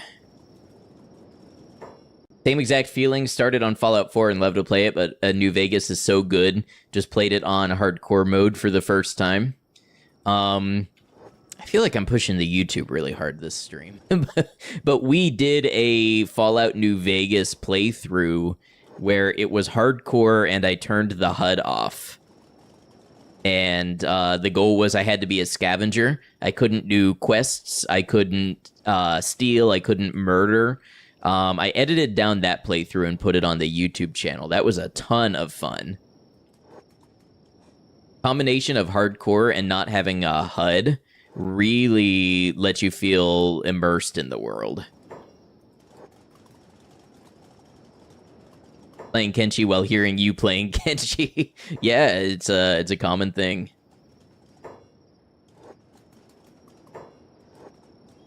Sometimes pull up Kenshi streams while I edit Kenshi videos.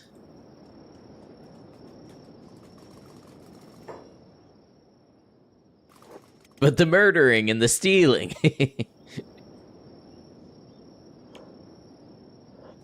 Still gaining levels from doing this.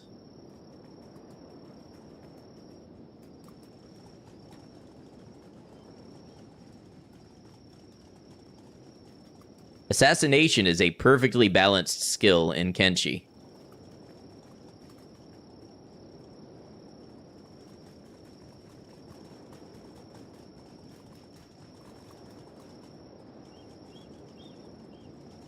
You're really not sensing you killing them. Well, I'm just knocking them out. They stand back up. But yeah. Yes, I hit them so hard it just empties out their RAM and they don't remember the last 30 seconds.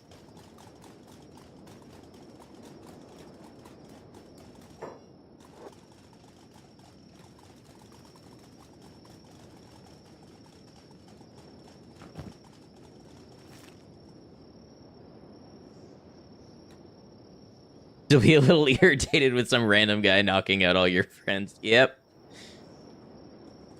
Look, I'm gonna stunt on him. I'm gonna run some circles. Funny, when I did this with Fogman, my stealth leveled much faster. I might be at the point where I'm into overflow with the stealth XP. Not actually gaining anything. Ooh, there we go. We got a hit in. 32% of a martial arts level.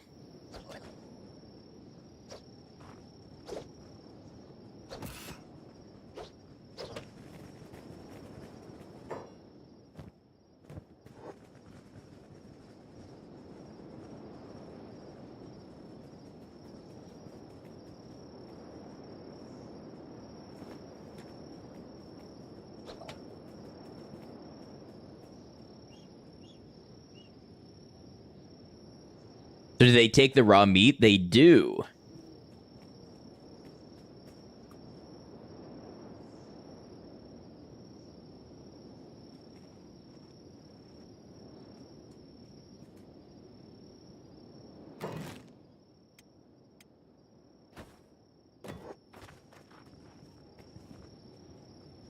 Cage is non-existent now. I just need a nap.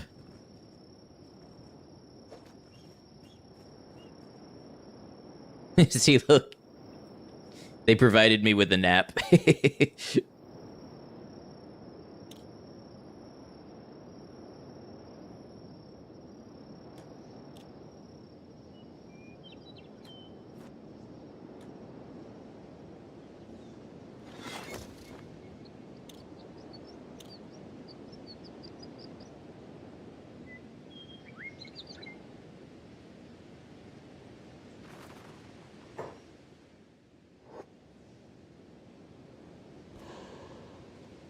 But yeah, somebody taught me that you can do this while you are laying in a bed.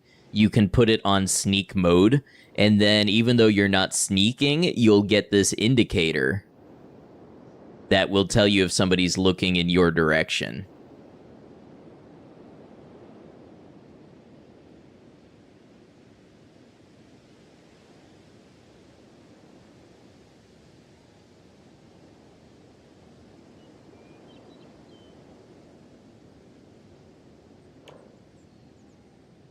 Hey, we got half of our first level in martial arts. We're moving up in the world. We've gone from the weakest character in Kenshi to a slightly less weakest character in Kenshi.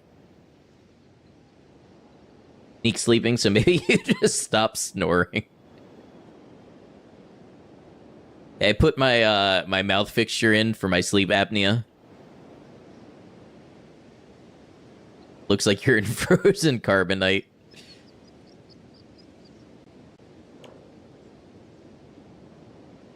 Assassination is 64, so not bad. Like to have 5 bricks with you on such missions to build a small hut to rest in. That makes sense. Hey, I ate my last meat.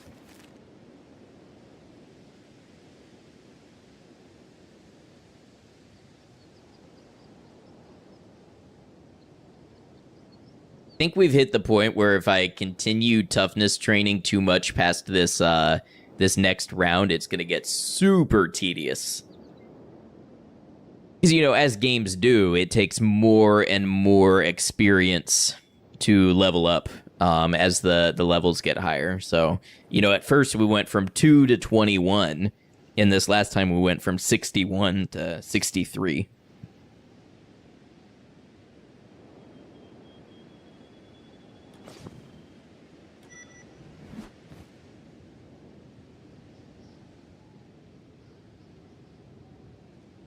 All right, now I had seen a big group. I think they went.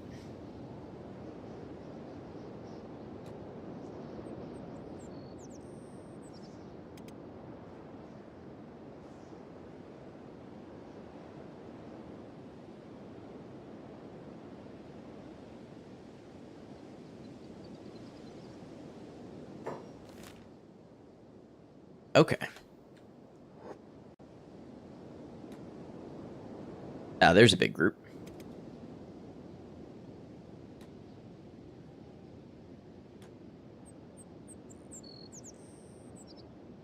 I always love those better stats but have XP traits or perks that games have. Kind of hate over leveling a game sometimes. Yeah, I know Fallout. Fallout 2, 1, 2, and New Vegas have something like that. With, I think it's Gifted.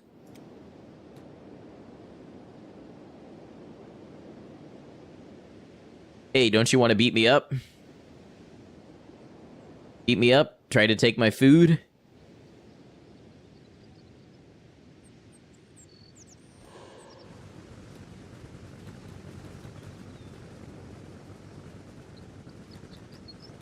Somebody want to teach me a lesson?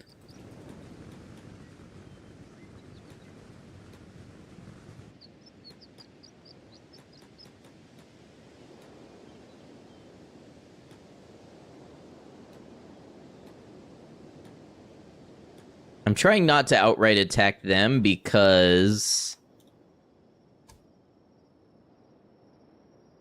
I don't want to get to the point where they're necessarily hostile against me. Right now they attack me, but out of desperation, looking for food. Or if I happen to get caught doing an assassination attempt.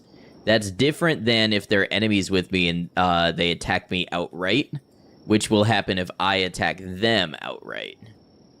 Rather force them into starting a confrontation than attack them unprovoked. Believe it or not, that's not what I'm doing right now. Absolutely not attacking them unprovoked. Don't know what you're talking about. Never heard of it.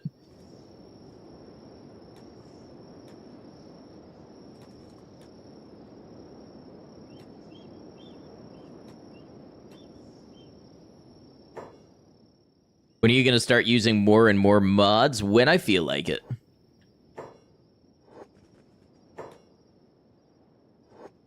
That's 4 a.m. here. Have a good one. You're just getting knocked out and coming back for more. Ooh, we just got another hit in. We're on the way to leveling up martial arts.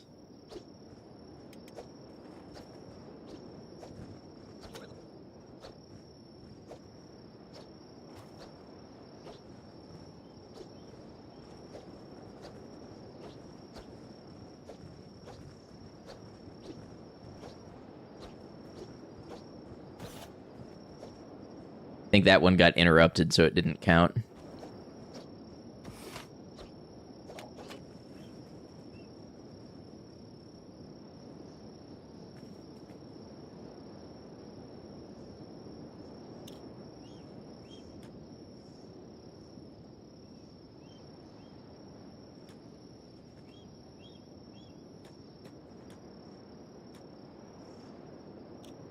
Okay, we got to 66 that time.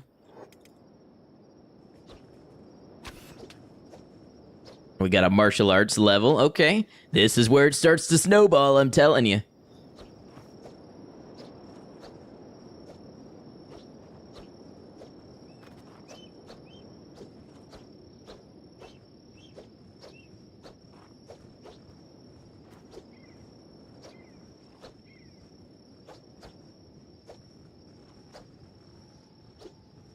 Dodge is leveling up.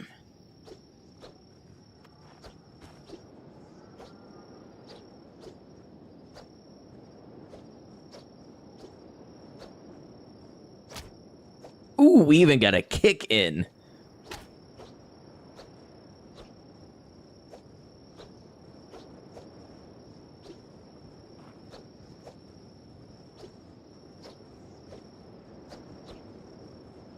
Leveling our dexterity at the same time.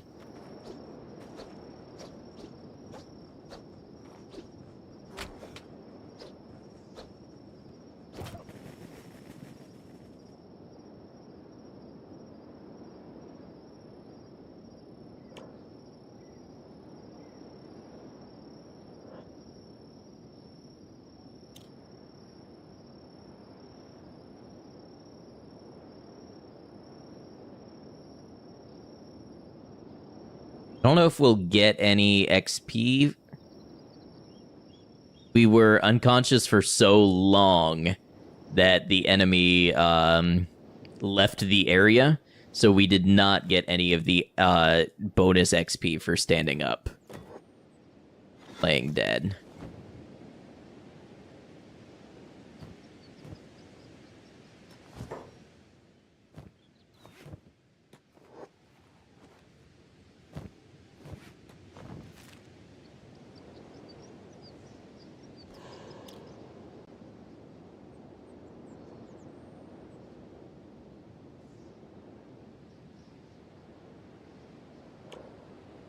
Those martial arts gains are nice.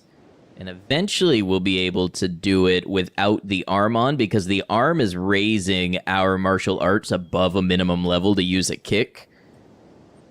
Eventually we'll be able to take the arm off, still be at that minimum martial arts level, but then gain increased toughness experience for missing a limb.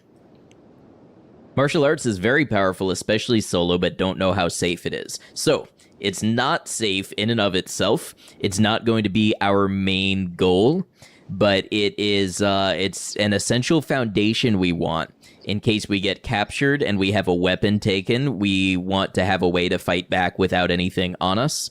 It will also help with dexterity training and to some extent strength training throughout the run. But we're planning to level up basically all of the main branches of this character.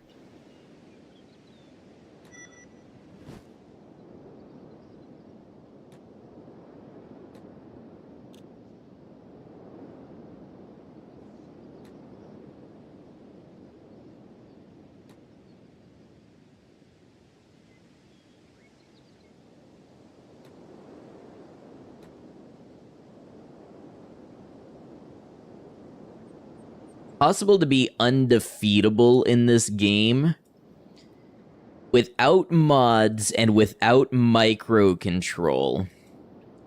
So, micro control being like I run up, I attack an enemy, and then I click to run away to dodge, and then I run back and attack. I don't think so. Maybe there is an exploit where you can get a certain type of character whose stats can go into the like 500s instead of the normal 100. Maybe if you do that, but in general, I think even the strongest humanoid units will lose to like the King of the Southern Hive.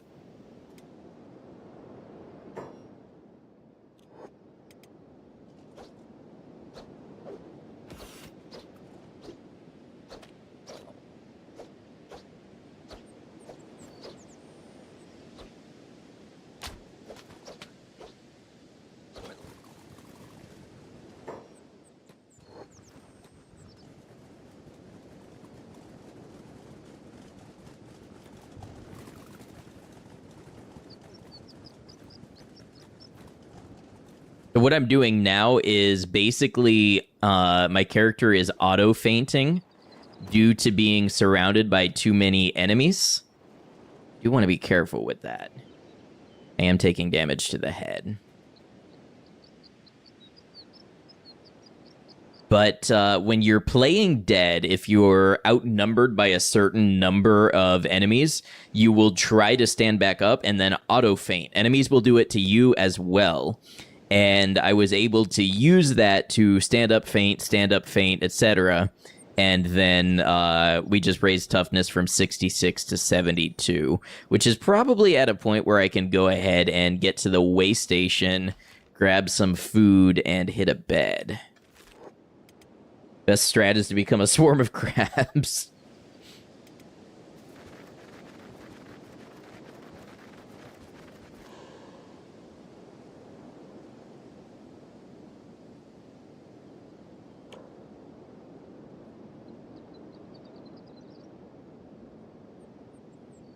Health is always going up. That's what we love to see. Athletics going up. A little bit slower, but... Assassination, 71.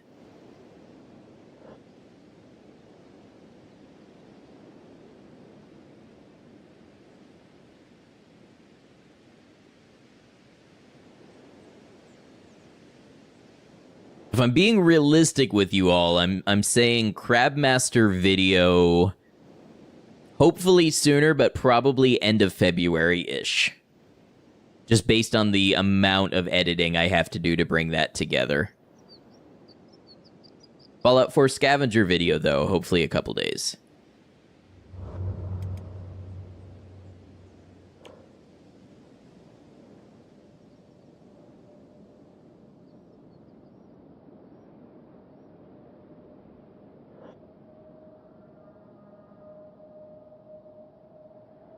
Probably assassinate a brick wall with a stat that high. Yeah, I don't know who needs, like, the highest or who resists the most assassination. It's probably a faction leader or, like, a named inquisitor.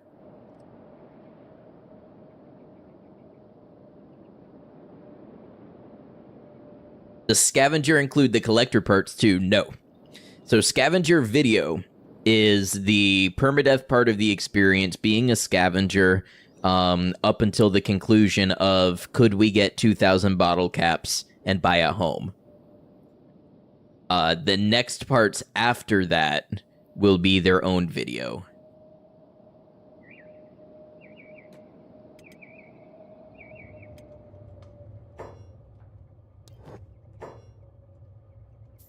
Yeah, it's easier for me to edit, but I also think thematically there's kind of a switch in that partway through.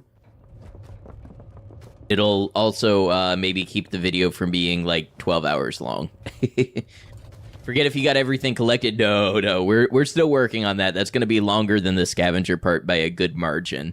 So getting the scavenger part allows me to start the editing process while we're still in the other. Okay, ads are about to come up. I'm going to try to get us out of here before the ads. Once again, just a real quick self-promotion. If you would consider subscribing to the YouTube, helps me out a ton. I'll be back tomorrow with Kenshi. This week, probably some Fallout streams. I've got videos on the channel. So I've got Fallout videos, I've got Kenshi videos, I've got my Fogman Society playthrough, my Blind First playthrough, Solo Hardcore Rock Bottom. Got a lot of stuff on there that you might like, so I'd appreciate it if you check it out. Snooze? Yeah, we can get a snooze. I think we'll get out of here before then, but a snooze won't hurt. I'm gonna save here. Won't hurt. And that way, when we get started with next stream, we can sit here and we can kind of rest up and do some recovery while we talk with everybody and just get, you know, the vibe of stream going for the beginning. So, all right. Thank you very much for being here, everybody. This was a great stream. I'm excited to do a new season of Kenshi with you. And I think we made some great progress after some quite foreseeable losses. So it was a good stream overall. All right, as usual, we're going to close YouTube off first. YouTube, thank you for being here. Whether you were here live or you caught the VOD, I appreciate you, and I hope you enjoyed the beginning of this new Kenshi run as much as I have. I hope to see you around on the channel again, or maybe on one of our videos, but until then, YouTube, please take care of yourself.